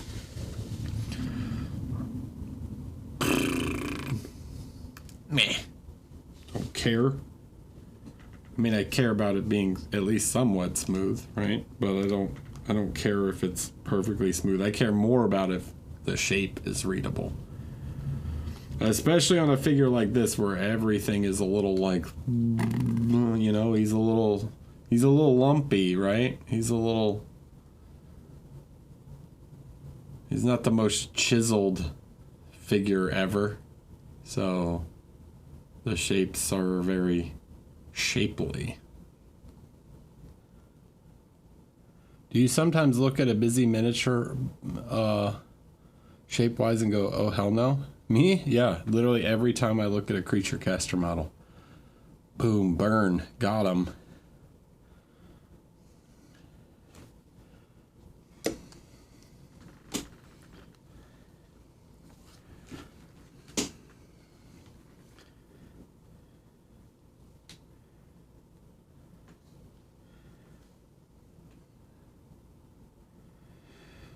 Andrew, painting a little sister battle here. All right.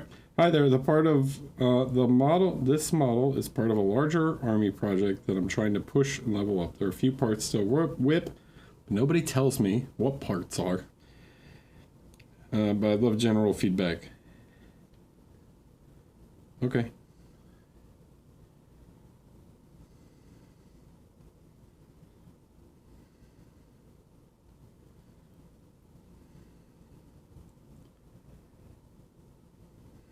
Not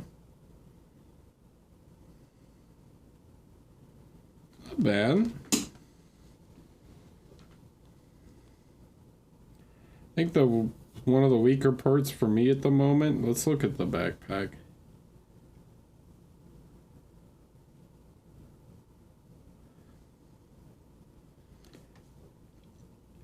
So for me, I think one of I like this.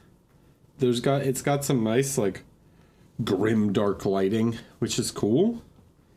Some heavy blacks and stuff, which can be very nice. I think the part that's not quite working so much for me is the backpack, right? So the golds here, I feel like and it's more obvious on if we look at this view. You're switching too fast from black to light yellow. So I don't have any of this color in between. I want more of this, right? This nice yellow, deep yellow color, like the back of her head, right? Simplify these shapes a little. You don't need gradients on every single surface, okay? But when you're doing metallics, right, it's more important to create separation between the planes than it is to necessarily create gradients on every single surface, okay? So this is a flat surface, so it can be a little more flat. You can put some gradient work in there, but you don't need it to be super round. You don't have to go black to white on every single little surface, okay? Then you need to come in and create the edge work that really starts to separate these things, right? Maybe a little more yellowish. All right, so don't always use pure white either to do all the edges, okay? You want to create edges here, right? There's this thing, these little spikes and stuff. Start creating, right? Separate the planes. There are planes to this, and they're going to reflect different things differently, right? The overall shape, yes, has more of an arc here, right? But we want to create separation this way first and foremost through the planes. And then you can start to create spot highlights, all right? So it's now it's picking out which parts of this really get the absolute brightest part, okay?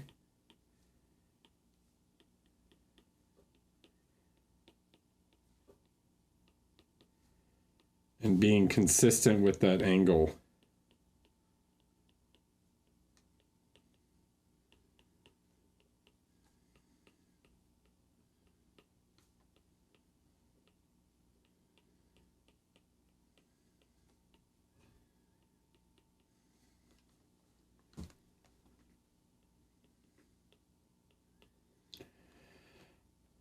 All right, so maybe even this one gets a little bright, right? So you could do a bit of a gradient in this,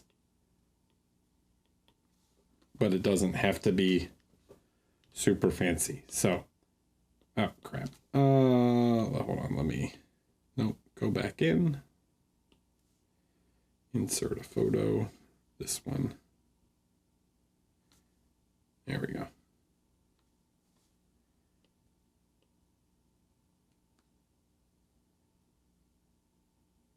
Oh, dang it. There. Right, so. Okay, you could still be grimdark and give some more shape to this thing. All right.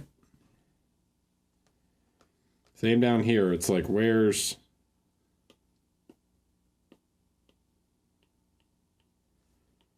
the midtones at? Where are these sorts of colors, right?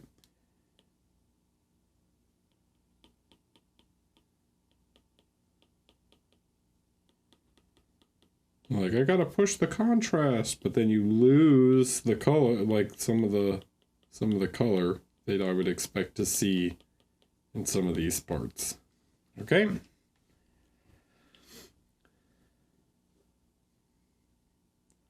For me, that's the biggest thing I see, is you're just jumping from one to the other too fast, right? Like, okay, here, right? So here looks like some gold, but then when you move down here, you're jumping straight from like dark gray, black to white, right? So there's nothing that informs the color down here. Like, how do I know this is gold if all you did was go straight from black to near pure white, right? So I need something in between in order to inform that.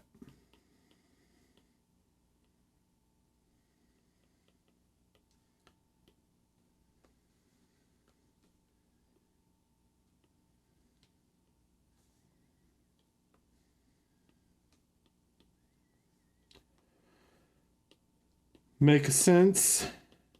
I hope so.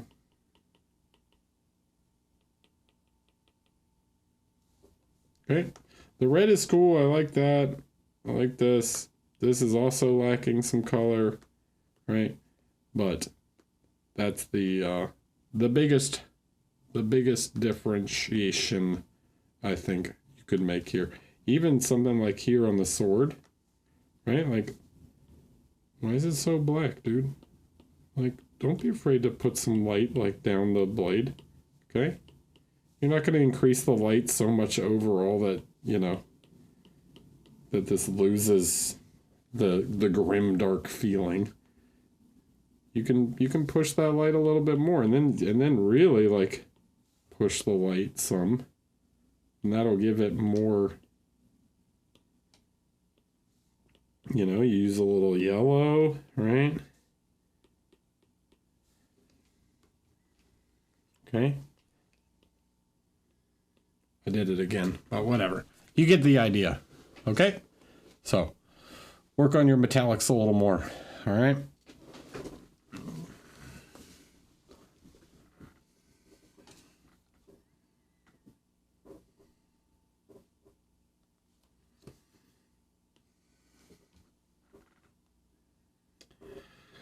Roll the mat 20.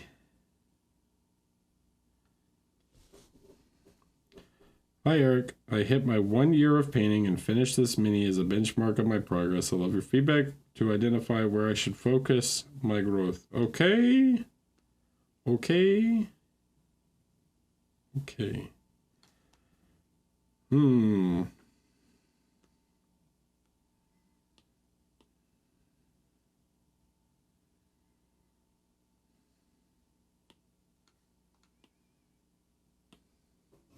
Hello. Simplified. Look, we were just talking about this. Simplify your metallics. Simplify. Right? What is this? Like, okay, this thing's flat, dude. It's a flat shape. Create contrast between, all right? All you got to do to render this X metallic, all right? Let's take a color like this, okay? Nomadic Chris, hello. Okay, you wanna make this thing look metallic? Easy.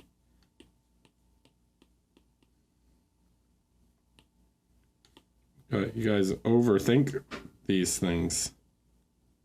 All right. Top plane reflects more light because it's facing the sky. Side plane reflects less because it's facing towards the horizon or the ground. Then you create contrast. Then you come in and you pick out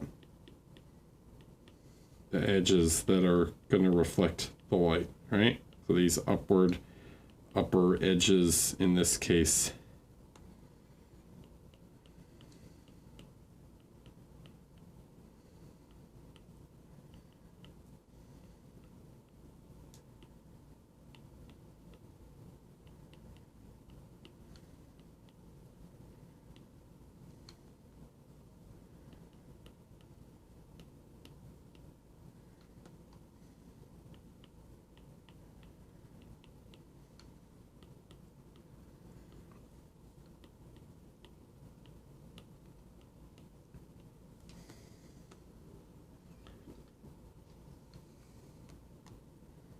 Okay, so simplify.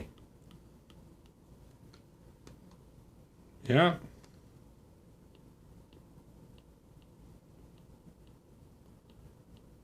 Which one looks like which one?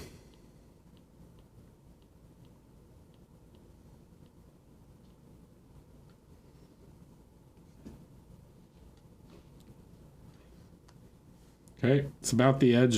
It's about the edge and the planes. All right, so that means the same thing over here, right? Like this top plane, more side plane, bottom plane, side plane, side plane, side plane, right? Side plane. Okay.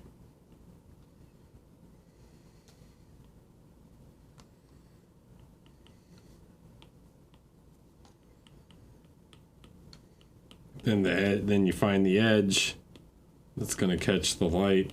Bop, bop. Right. Bop. Looking for tangents here.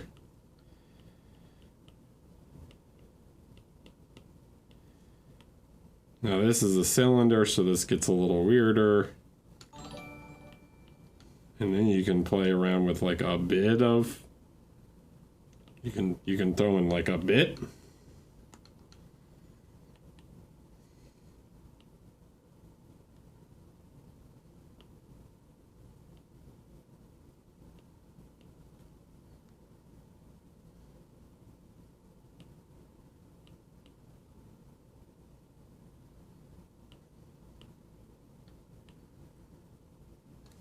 Okay. So, don't overthink it.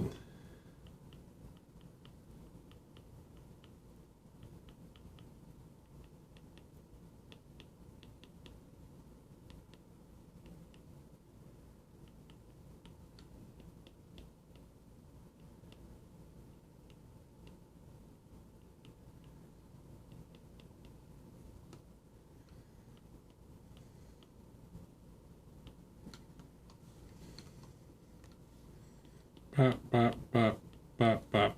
Yeah. Got it? Neat. See the difference?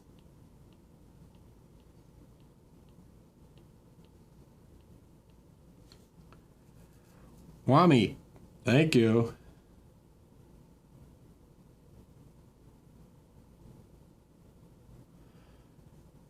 Good. You edited it early and I went over it, but I'm also... Work on another figure. Okay? There's my feedback for you. I don't want to see it anymore. All right? So, does that make sense? Rolled them out. What? Got it? So, focus on planes. All right? Planes and edges, especially when it comes to metallics. Don't try and get so fancy. I wish I had the money to just sub here. Huh? Hey, man. You don't have to sub. Okay?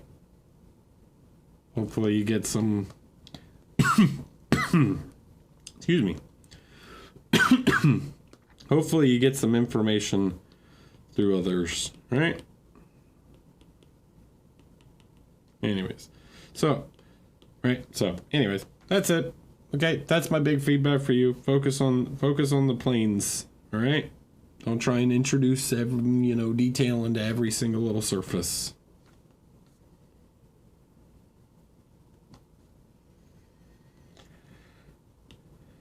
Okay. We already looked at it. Rescue can.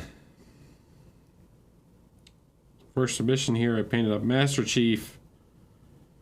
Master Chef.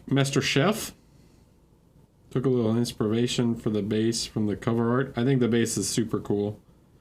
Footage just fun, blah, blah, blah. It's a little overexposing the sword a bit too much. There is more color there, I promise. Some feedback. I think he posted another one, right? Yeah, of just the sword. Yeah, the sword's cool.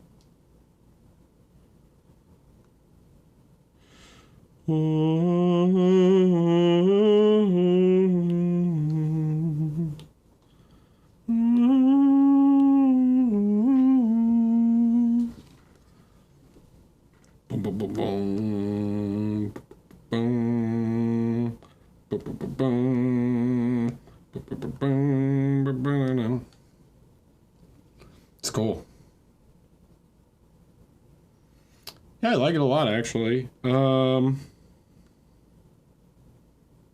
I had any big feedback, I think you're a couple things here. Sort of just what we just talked about, right?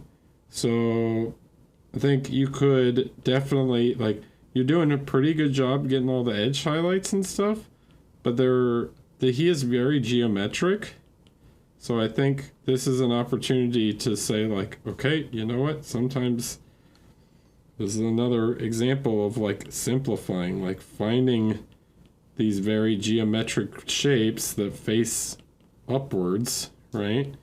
It's like this stuff faces upwards, this faces upwards, creating on his little visor thing, the top of his head, we create more shape this way so that the general form of him is more readable, and then we can push the highlights, right? So it's all this upward facing stuff. You get lost in the you can almost think of it like cell shading, right?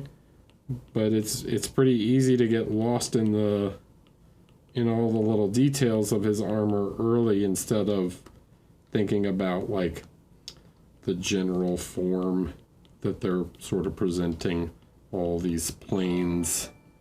Okay?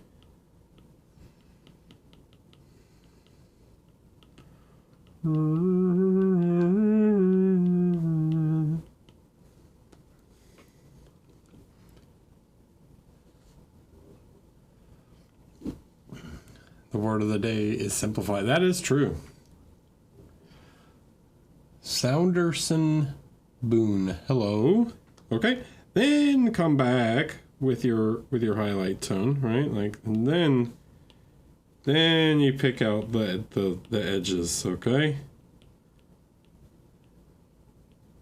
The word of the day is always simplify. Keep it simple, stupid. All right, let the shapes, use the shapes. Let them tell you where to put the light. All right, then now that we've got the individual planes, now we can start to come back and do more edges, because its armor is mildly shiny or whatever. It's not really shiny, but Okay. Now we start to pick out some of the smaller details.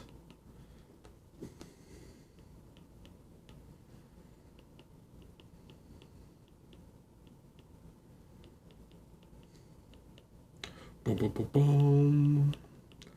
Dude. You guys trying to play some Warsong Gulch? Not Warsong Gulch. What was the name of the... What was it in Halo? There was the Gulch in Halo also. Warsong Gulch is Warcraft. What's the one in Halo called? Blood Gulch, that's it. You guys trying to play some Blood Gulch?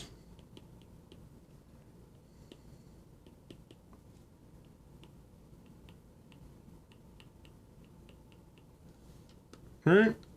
So now, when we look at it, okay, all that, I did all that, and you should, it's maybe not obvious as you see it working a little bit at a time, but now you should see that there's more like clear volume to him, right? The lighting direction is more from above. Some of his general shape is more readable as we push that lights on top. And we reduce the we reduce some of it, right? So it's like getting the general blocky shapes of him in, and then we can push the edges. Okay, is that helpful? I hope so. Okay, can you guys see the? I'm guessing you guys can see the difference, right?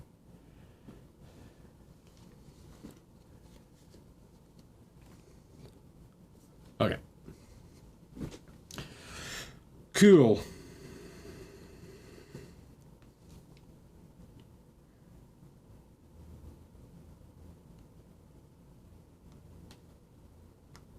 I think that's pretty good too. It's not bad.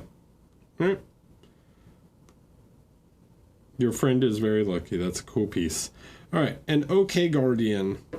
Hi Eric. First, and also, I just want to say, I know I sort of mentioned it, but the backdrop is very cool. I like it a lot. It gives that, the halo ring kind of thing. I'm normally picky on backdrops, and I think this one works really well. They're nice. And OK Guardian. First time posting for Feedback Friday and first time painting a bust.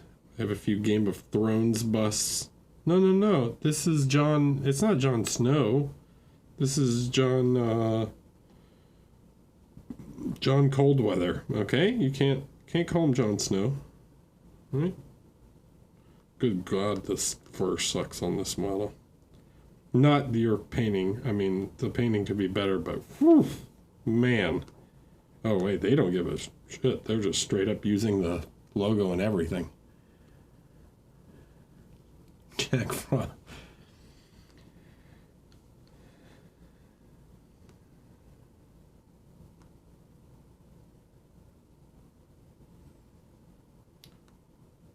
Ugh. 3D prints. All right. Right now I'm struggling to know what to do with the fur. Yeah. Of course you are, because the fur is sculpted terribly. What I should do with his black hair. Also, I'm trying to decide how far I want to go on the face. I think this is the best view. I get he's supposed to be like kind of like this, but for me this one works a little better. All right. We'll go off of this one.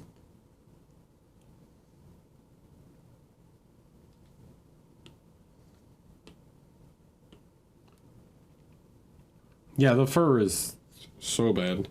So bad. I've talked about painting hair a lot, all right? So I suggest going and watching maybe the super long stream I did on, I did the big long stream. I covered both fur and hair a bit. Okay, so for me, you're trying to, and it's the fault of the sculpt, but you're trying way too hard to paint the sculpt and not paint the hair. All right, so what do I mean by that? It's like we're trying to get this has shape to it, okay? So instead of trying to paint each little individual sculpted strand. Just paint the fur, right? Just paint the texture on top, using the sculpt to show the direction the fur is flowing. All right. Also, it's way too black at the bottom. If it's white fur, it should be much brighter overall. All right. So we first create some general shape to everything. Right. I don't know why this is so dark.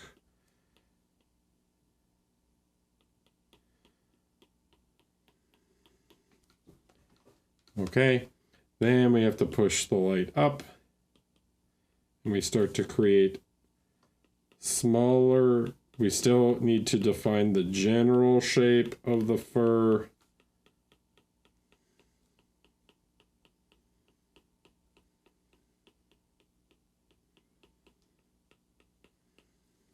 Okay, where's the light gonna hit? Where's it gonna be brightest? Get this sort of spherical shape to his shoulders on the fur. Okay. Then we push it even more. I actually think the face isn't bad. You could make some of your highlights more rounded, but I'll get to that in a minute. Okay. So now we start to create more individual hairs and create more of the texture, right? So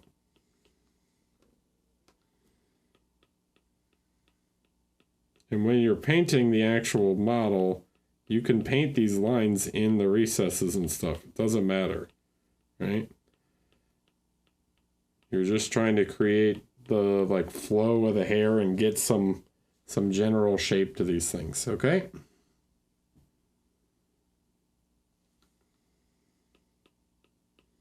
The best thing you can do is ignore the sculpt. Stop thinking it like painting edge highlights. Start painting it like it's just a volume. Okay?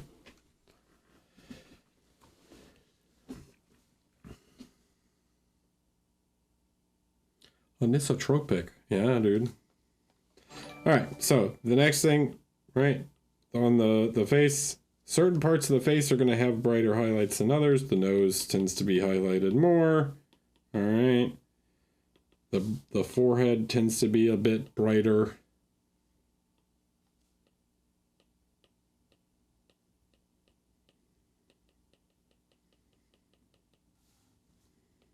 Okay. These shapes are rounded. If you have a highlight sort of here on the nose, you're going to get one kind of here also.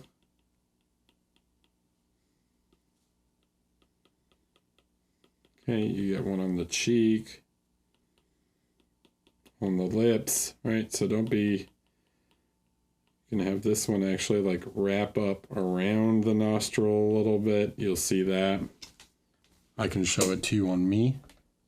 Nope, that's the wrong camera. This one, right? So this will come like up and around the nose.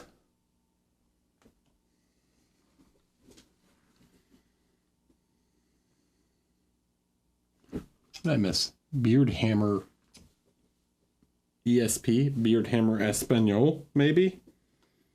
Okay. So then take some of this tone, yeah, some of your more shadow colors. Try and define some of these smaller forms a little bit.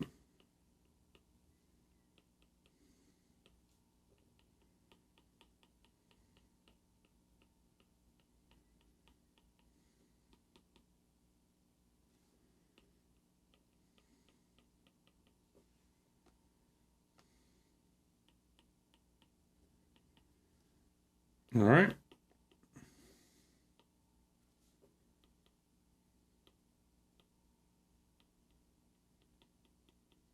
She's my queen. I don't want it. She's my queen.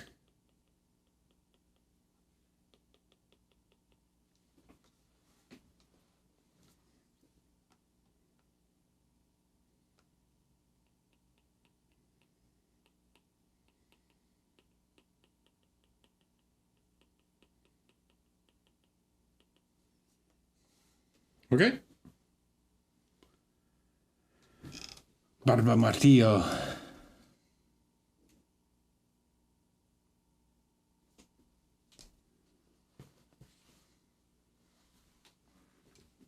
Okay, so you should be able to, yeah. Beep, beep, beep. See where the highlight placement really can change sort of the shape of the face? Okay, so.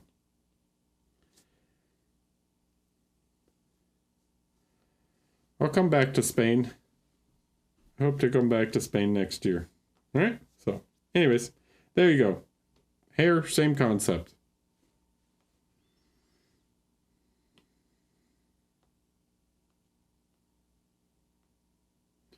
Richard, what?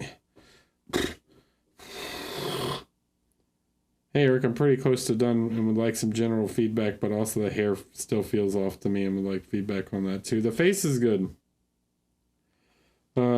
I think actually the face is quite nice. The cloth is quite nice.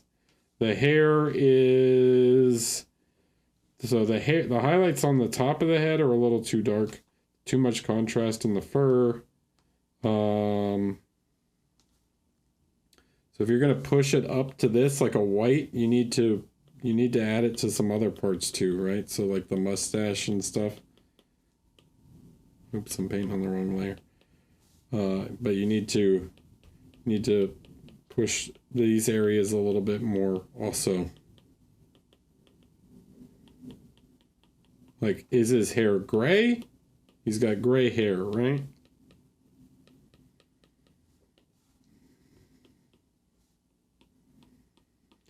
Like it's a little too contrasty.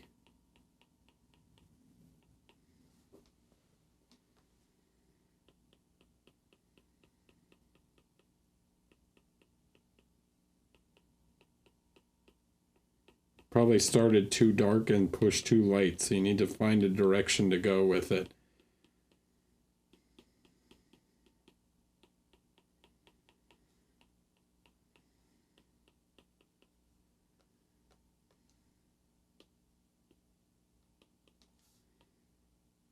Then you can come in and put some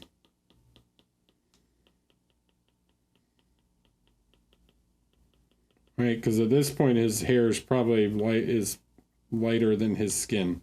Okay.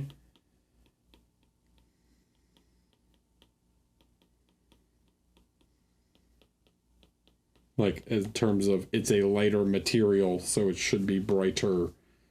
This is probably why you feel weird about the hair, because you really pushed it on the top of the head, but you didn't really do it on other parts of the hair.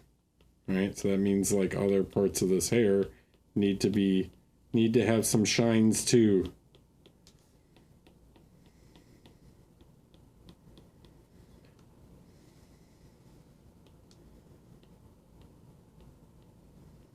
See, I didn't adjust the top of the head very much, but I pushed the light elsewhere.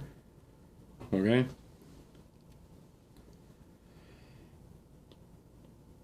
The other option is to tone parts of it down some. So you come back with like this gray brown and you go like, whoa, I probably overdid the top of the head and I need to tone it back a little bit.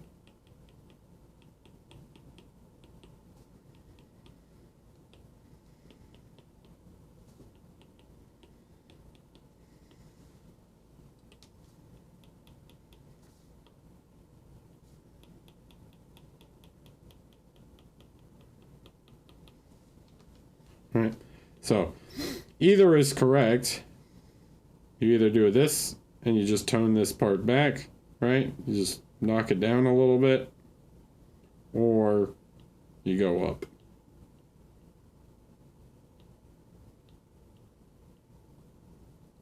But this doesn't feel like it's quite doing either, right? So this or this. This or this.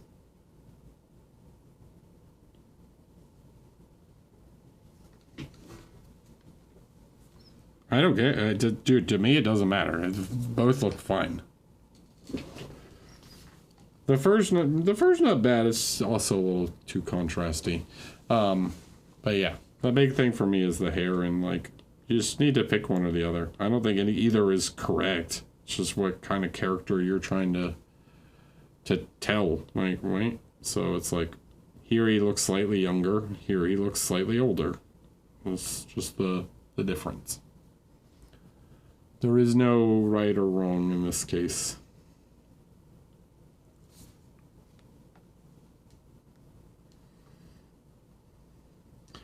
Karam. Mr. Karam. How far are we? 1, 2, 3, 4. Okay.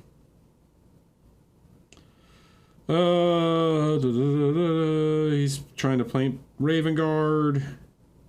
Asking for feedback on the the armor. All right.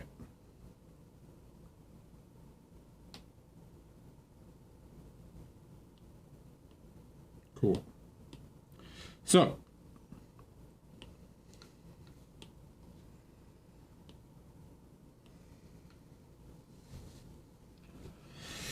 not bad, but it doesn't read super black. Like, this is what happens when you don't quite, when you push the light a little too much, okay? So it's starting to look more like steel, because we need to tone some parts down, okay?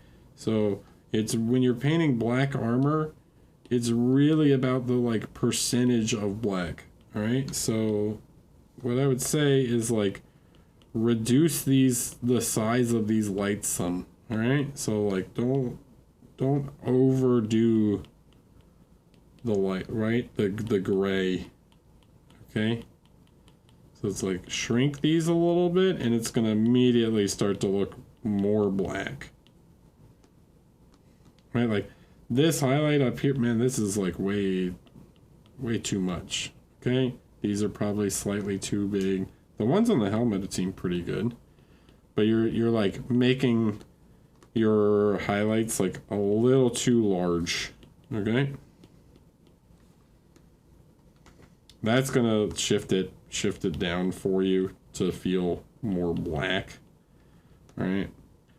The next thing is like, yeah, you got to come in, and also you don't have to push quite up this high, right? Like a nice like gray will work just fine, right? Like, this is really bright for a final highlight. It's even something like this can work fine. Like, you don't have to leave the white highlights for the actual metallic parts. Leave these a little softer, you know? You can maybe go pretty bright on the helmet just because it's fun and it's a focal point, but you don't have to go quite that intense. Then yeah, you got a lot of so much edge highlights to do on the black. Really, like, the edge highlights matter more than the like volumetrics where it comes to like black materials, okay?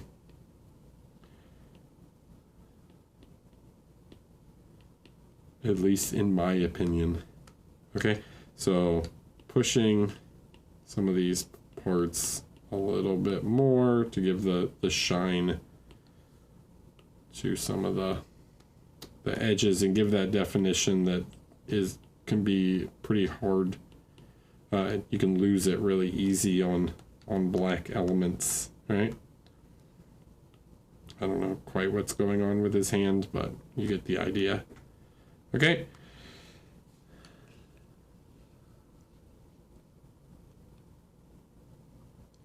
Hi, Gary.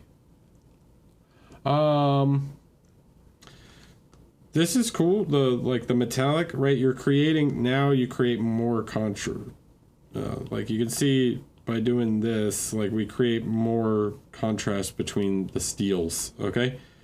Here we go again. I'm going to say it, guys. Simplify. All right? No zebras. We don't want zebra swords, all right?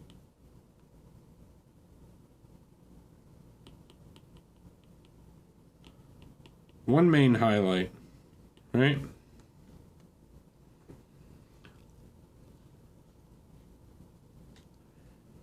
Hey, let's look at this guy. We'll come back and look at him, right? It might not be the most interesting thing when you look at it from above, right? The sword is like, meh. But when you look at it like this, right? It's like, oh, okay. Like that back edge that seems kind of boring, right? But that back edge is just reflecting dark stuff behind it, right? When you look at him like this.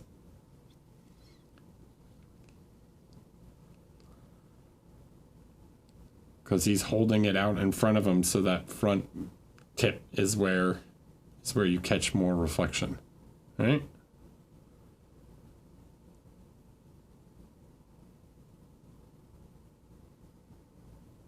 Then you can play with all the little shapes and the wavy bits and the different waves and patterning like in the blade, but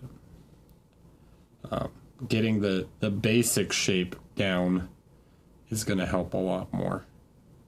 Okay.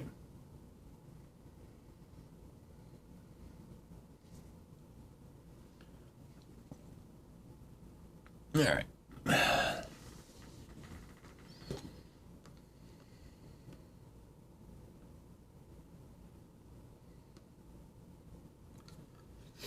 Cool. Other than that, doing a good job. Okay.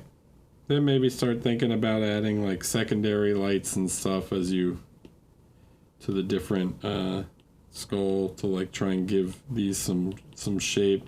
Right, you get that main highlight in, but then you can add like a secondary one if you need some further definition, right? Cool. Okay. Nice job. Yeah, you can really see in this picture just how gray he looks. He does not look black.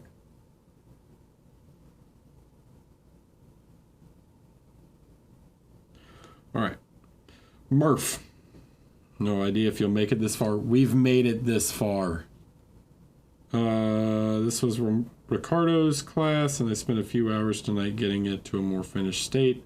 General feedback appreciated. I plan on redoing the irises. I can see now they're too small. Yeah, they are a little small. Man, I have painted this figure many times. I am very familiar with this face. And I would say that this is one of the better versions I've seen, actually. I think it's quite good. There's some nice, like, different coloration in the face. I think you've interpreted the volumes pretty well. So overall, I'm pretty impressed. Geez, what would I even, like, really say? I think now it's, like, the only thing I think I would really point out to you is maybe some of the, like, the eye shape, right? So if we come over here, like, we want to think about... let me draw a bigger shape. Okay, so it's like this is a half circle, you know, and really it goes like under, right? That sphere of the lower eyelid. So we can think about some of those shapes a little bit more.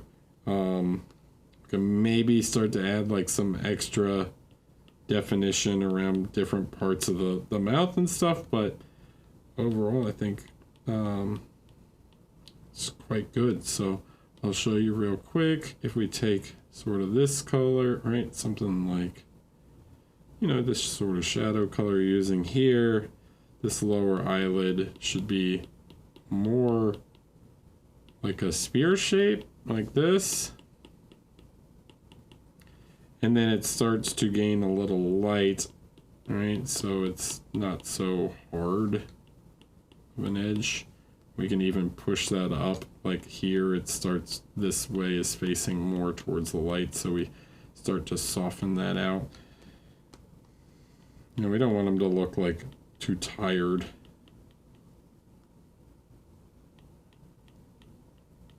Okay, something like that, just like corrects that eyelid shape a little bit.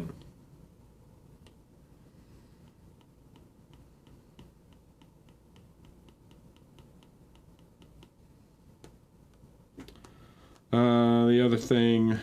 Sorry, I heard something. Mozinger, hello, welcome.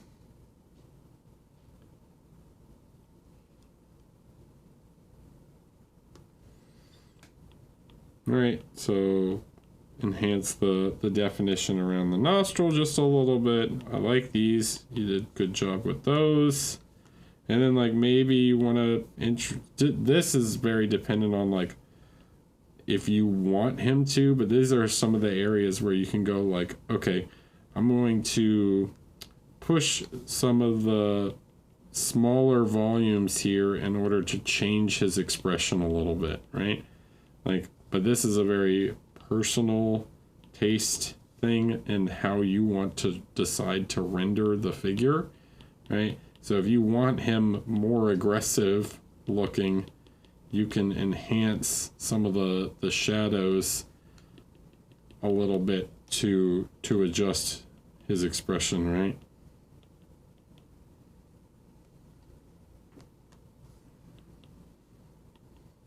Like if I take this and I give him just this little bit of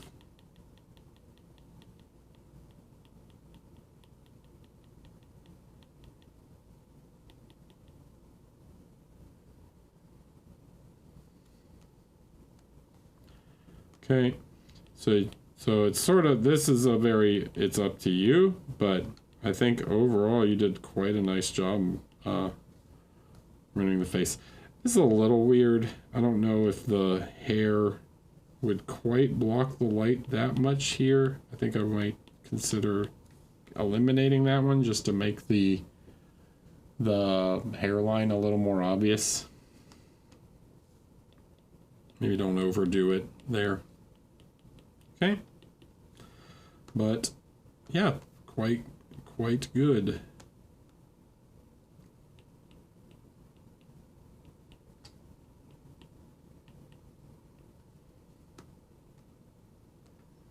Not even that much.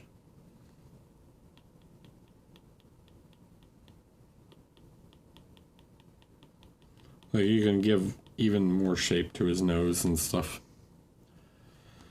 But yeah, most of these are like really subtle differences, right? It's like just that tiny bit more definition in his face. Like the big one is adjusting that eye shape. Yeah, you can sort of alter the expression, and I think you can see that like just by you can change him from this, right? Like to that. It's like ever so subtle eyebrow differences.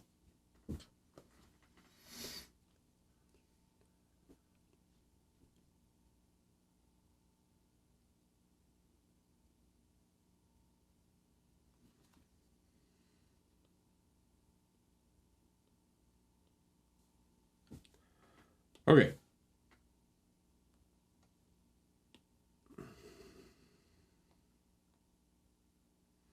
Interaminis. No, this is good.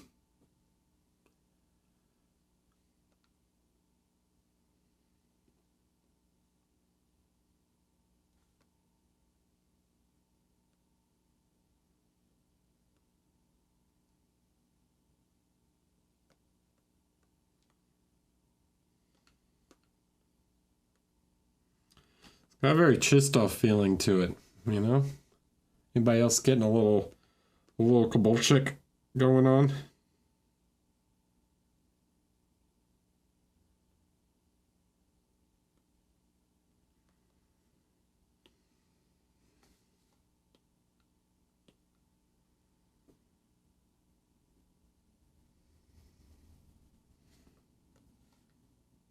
I think it's nice.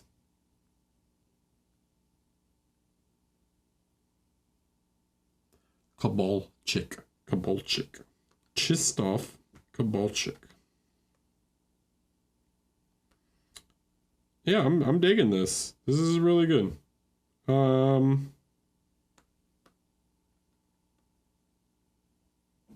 Looks like you forgot to paint some parts, but like what happened here? Oh my god, this guy stinks. Just every time there's a really good model where I can just pick out one little thing.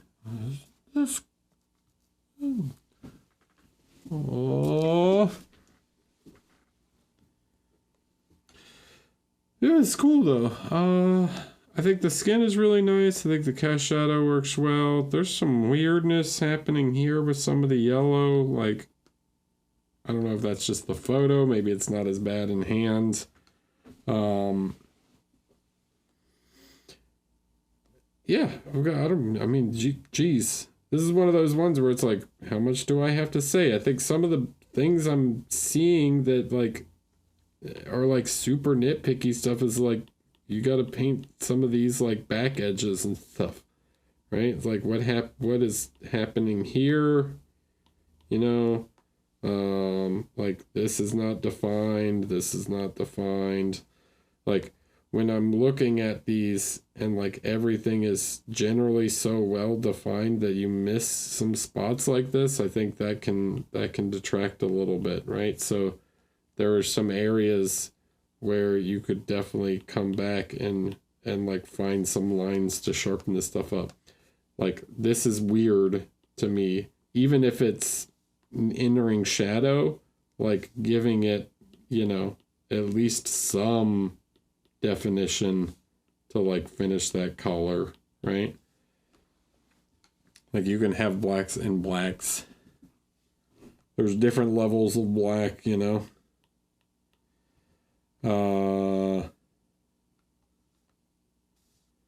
Right, like if this here, right, you need to bring this down.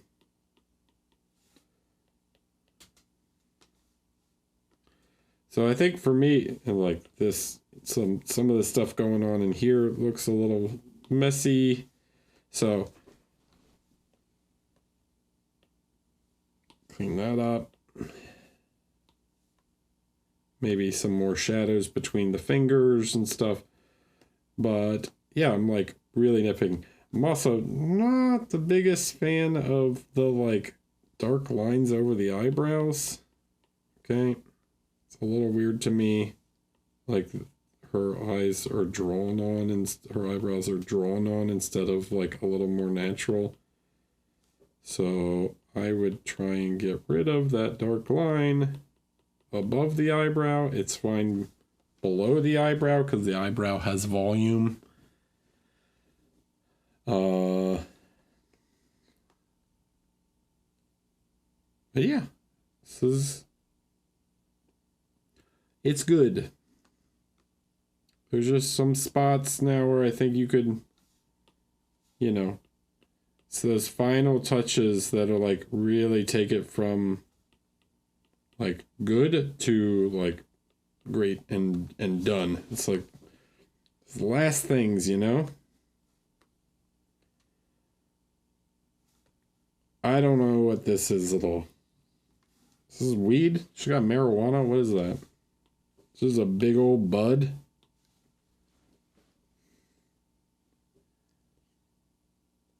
Is it cabbage? Is it lettuce? What is it?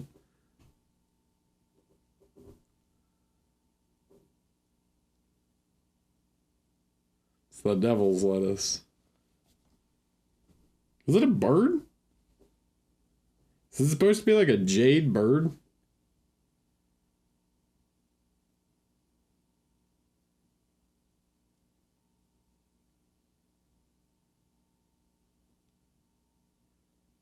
Okay.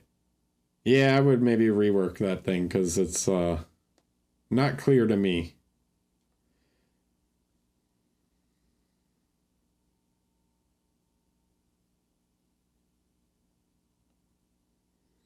The dank bud, dude, is what it is.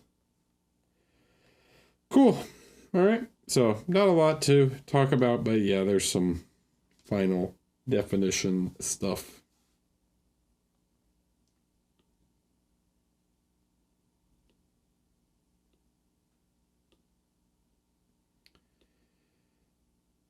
Sophie. How many more we got? 1, 2, 3, 4. Okay, we're cutting it off, but I'm going to try and get through these 4. Let's try and get through these 4 pretty fast. Hey Eric, I started this miniature by sketching general colors and light placement. I want to paint the NMM as old oxidized metal. I've almost finished it on arms and breasts. Skin tone would be a little greenish. Okay. She will be standing in the violet purple flames at night in the spooky cemetery. So many ideas at the same time. This is okay. This is a good example of when someone, Sophie, when you describe something like this, it's like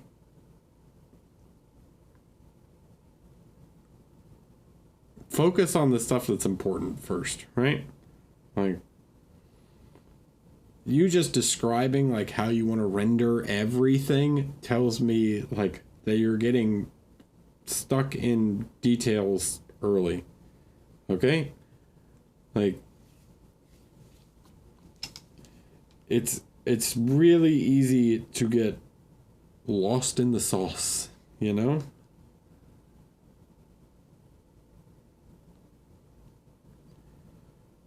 Do less, but do it well. Okay. Or you could say, no, I'm just not going to do it. Right. So just focusing first on like shape and separation. Okay. I'm going to do the thing because we're going to do it. Right. This is a good example of it. Right. There's just not enough going on here. Right, there's some good separation on the red, on like the fabric, but then everything up here is sort of just the same.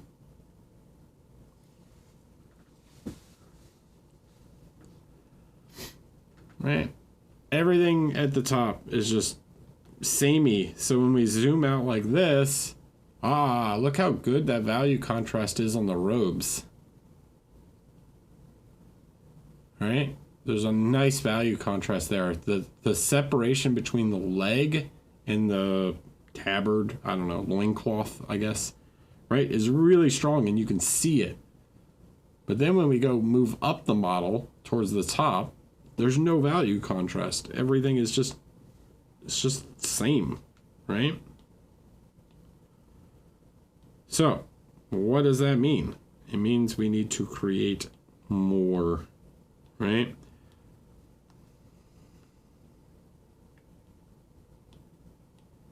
All right, that means that this, even this, like we can create more contrast this way, right? Like by pushing that light up more on the leg there, right?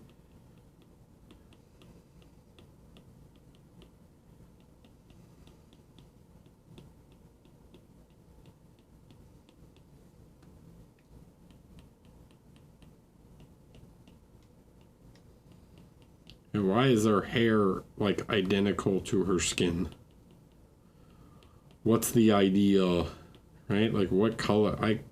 It's like gray, you know?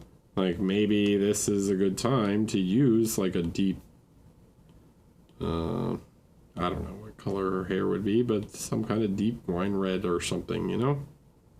No, not this layer. This is fine. I want to make another layer. Another layer.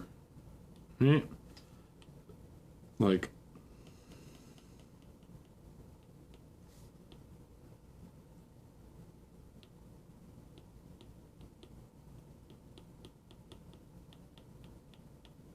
okay, we use that dark hair to silhouette. We create value contrast.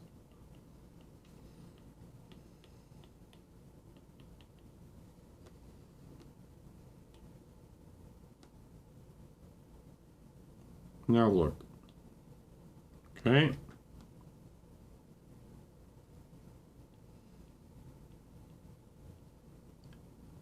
Shapes.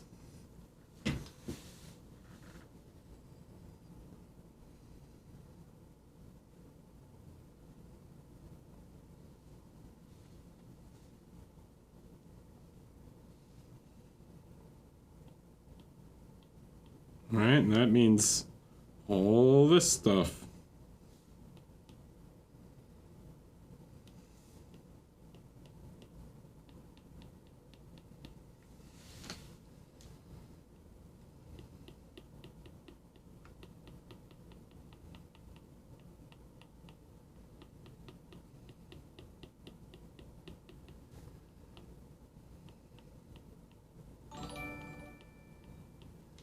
Okay.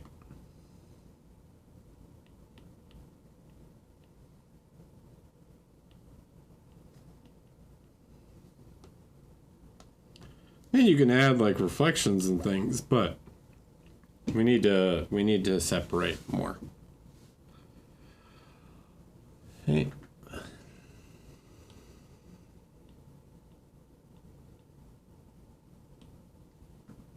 Got it. Get it, got it. Good. All right. Who was that? JMCS. Hello.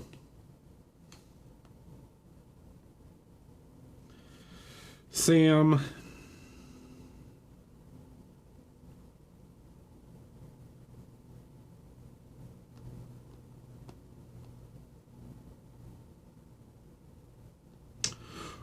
Admiral Thrawn.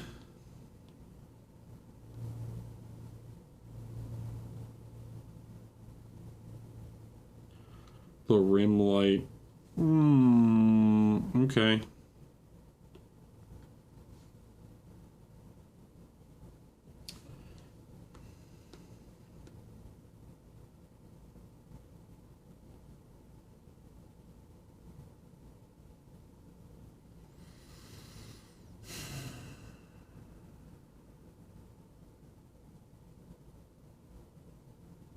I don't understand the lighting direction. It seems like it's coming more like this. Like slightly front left. Like it's not coming in all the way from the left, right? If it was coming in pure left, like more of his jaw and stuff, like all of this would be way more lit up and you would have this like deep shadow down the... Okay, so if it's top left and his chest is pretty square, right? Why isn't more of his shoulder, like his chest here in the light?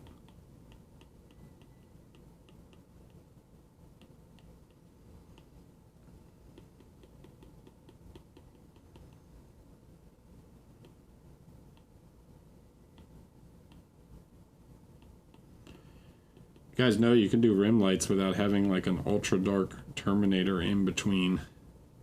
Okay, there's a difference between a Terminator and a core shadow.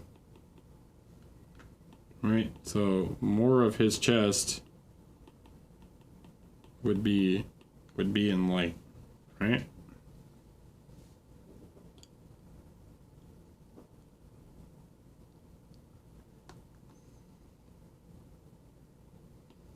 This is fine, but also, right? Okay, so if there's a rim light coming from the back, right? The metallics, why isn't this in reflecting here, right? Where's the gold? Where's the gold here, right? Okay, there's some purple. This probably should be more forward anyways. Should probably be more down like that. All right, so if there's purple here that's reflecting off of this gold, where's the purple over here?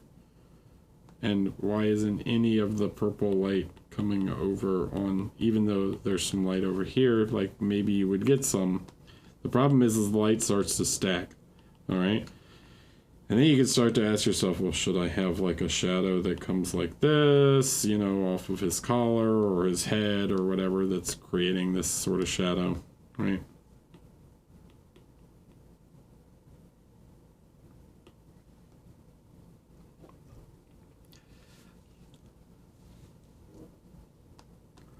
Okay, so metallics reflect the environment.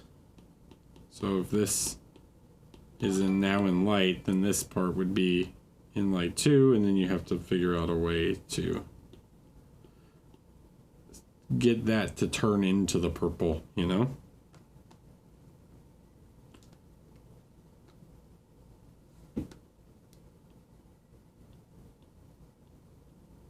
Now the lighting direction makes sense.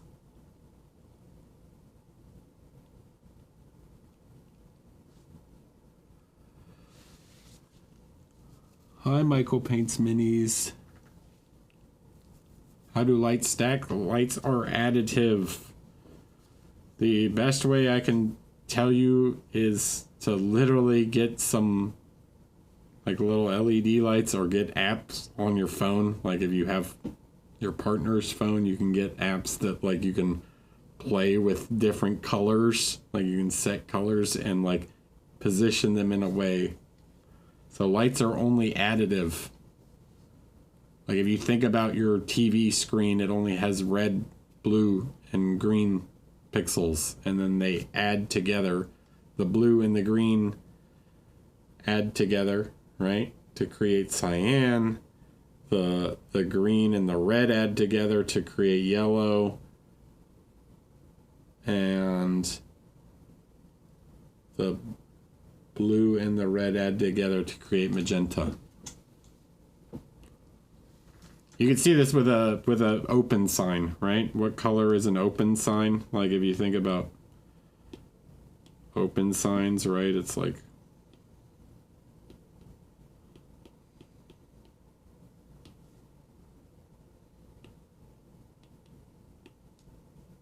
this could literally be making the light that's on him right now.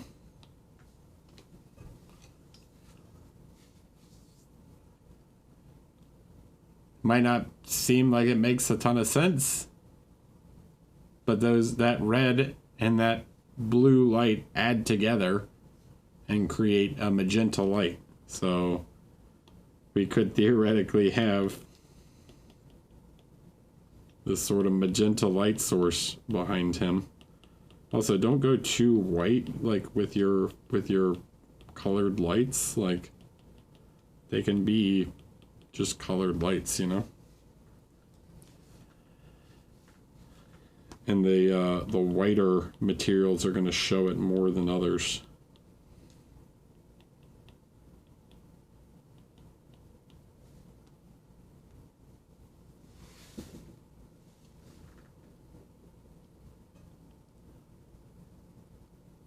If light is additive, would pigment then be? Yes, pigment is subtractive.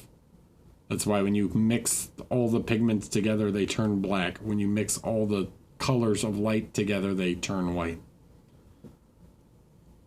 They literally work opposite.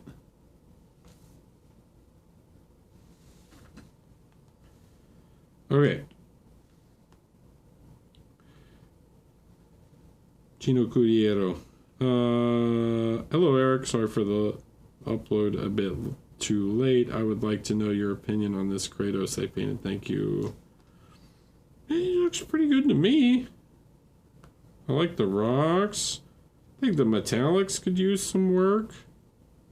I like the skin in general. His chin's a little weird. Is that just the sculpt? He's supposed to have a goatee, isn't he?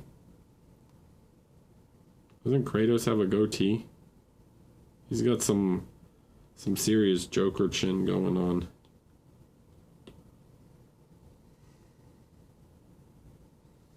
Yeah, so I'm pretty sure this is supposed to be like, I don't know what color exactly. I don't remember.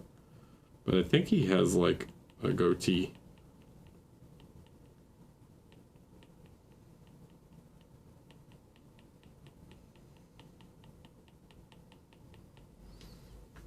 So I probably want to fix that.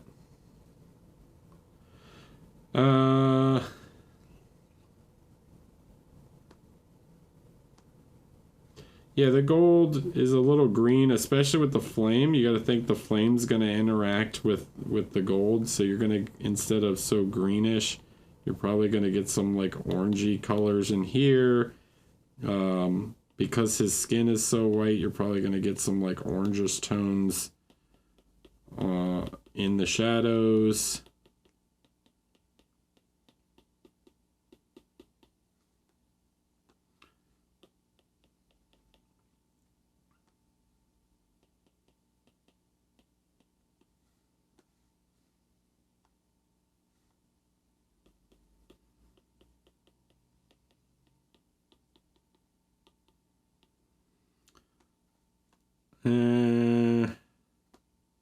These are a bit weak, right? A little more contrast. Yeah, I think your metallics is definitely the thing that needs the most work at the moment. Like, you're just not pushing enough dark shadow tones into your metallics. I think the skin and stuff, like the volumes are rendered pretty well, but I think you need to push the contrast on your metallics a lot more. It could be that this image is like super blown out, but like this is way too just gray. All right, so we need some more contrast on specifically metallic. Actually, the chains don't seem so bad. This one seems all right. Like you went darker on that one, so not quite sure what's happening.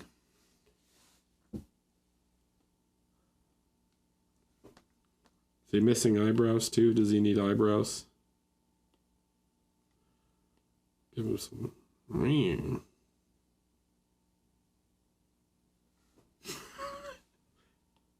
I'm joking. I'm joking.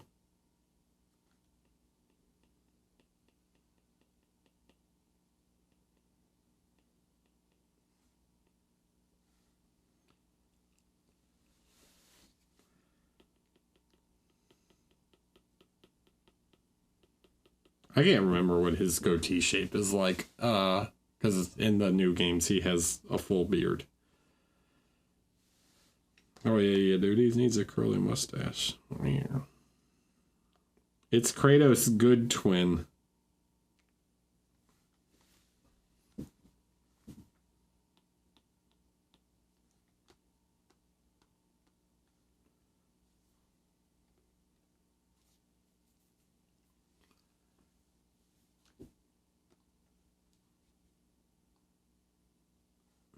Dude, he is such a jerk in the original games. Okay. Sebastian.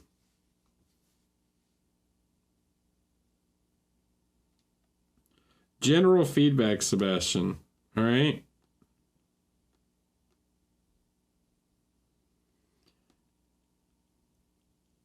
Here's my feedback for you. Because I think that this is actually rendered. This is one of your better rendered figures in terms of light. Chill on the color, dude. Like, pick. You could eliminate easily the jade and the red from this painting, and it would be better.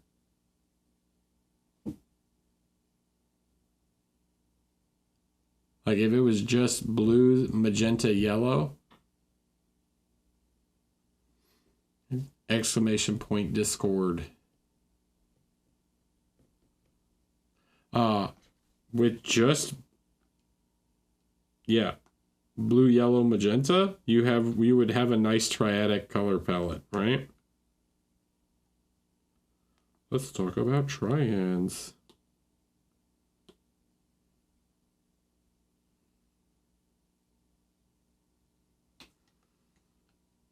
Okay, so you got blue down here, magenta. Now it kind of shifts depending, right? So it's really a blue like this, which is more like a denim blue, but it depends on the wheel also.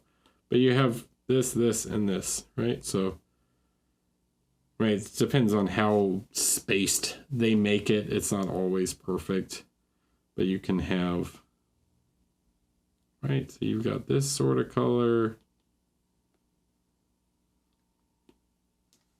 in less quantity, which is good. So we have a little bit of yellow.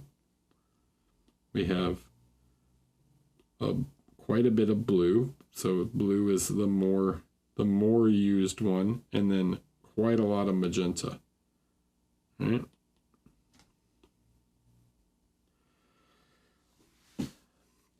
Boom, there's your color palette. Otro español que se apunta directo. ¿Sí?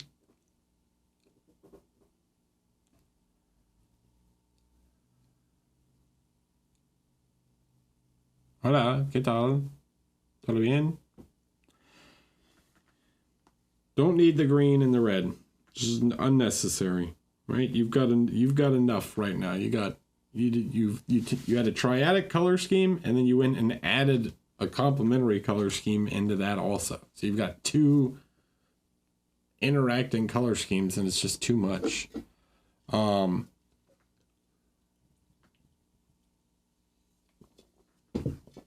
And then everything is like as saturated as possible.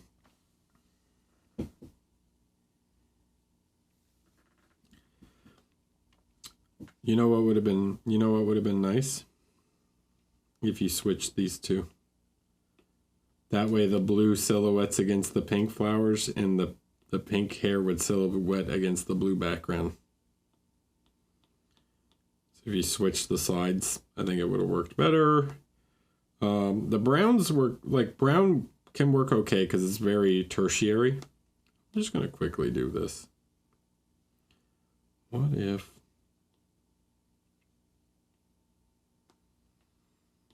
Make it the color layer.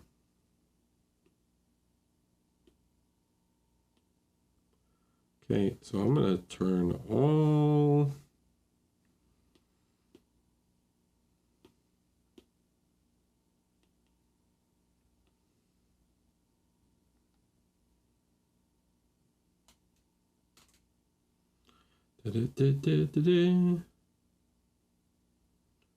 Probably more likely would be lamellar or something. I mean, if you know how these are made, right? But anyways, do something like that. Maybe we do this.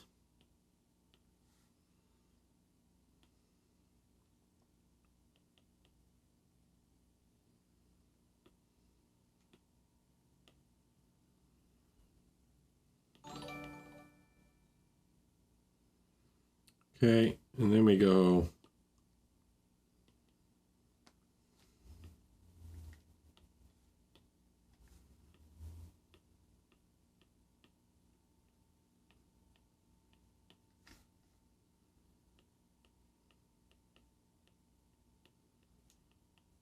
I'm just gonna quickly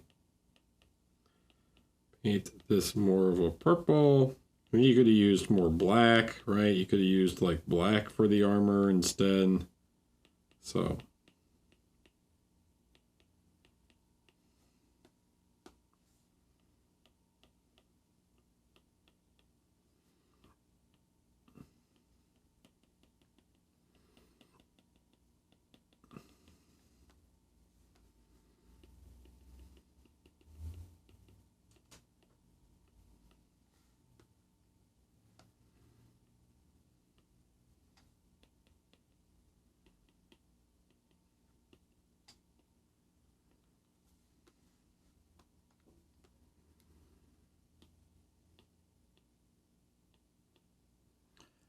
right. So we simplify. Don't need it all, because that green, man, just stands out like crazy, and it's just pulling attention away from the parts that matter. Right. So then let's take this.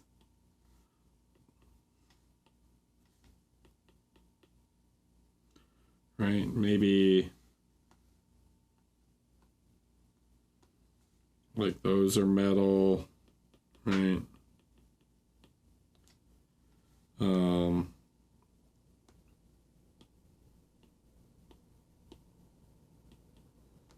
you could do stuff like this part, these parts in here, right? They're just darker or something, you know? So maybe this part of her armor is just like black instead. Black lacquer was actually very popular with samurai armor.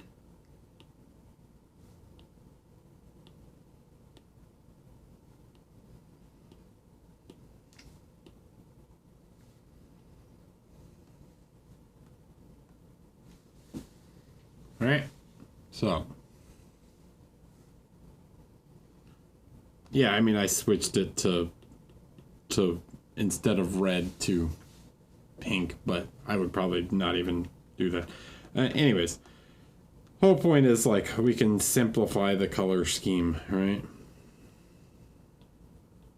You had it going, and then you went, I need to paint this thing, and then you introduce another color, and it's like you had enough. You didn't need more. All right.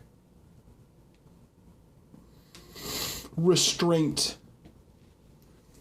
The word of the day is restraint.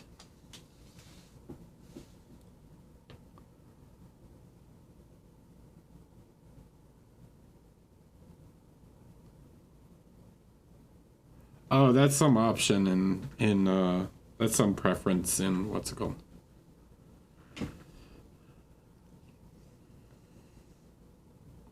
Okay. Yeah, let's just do this real quick just to look. Just so I just want to show you what happens if we switch the hair, right? Like if this one was blue instead, you know, it helps that hair silhouette against the background.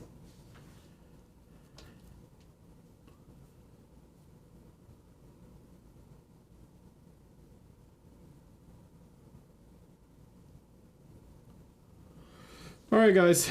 Thanks for hanging out. I hope that was helpful, informative, whatever.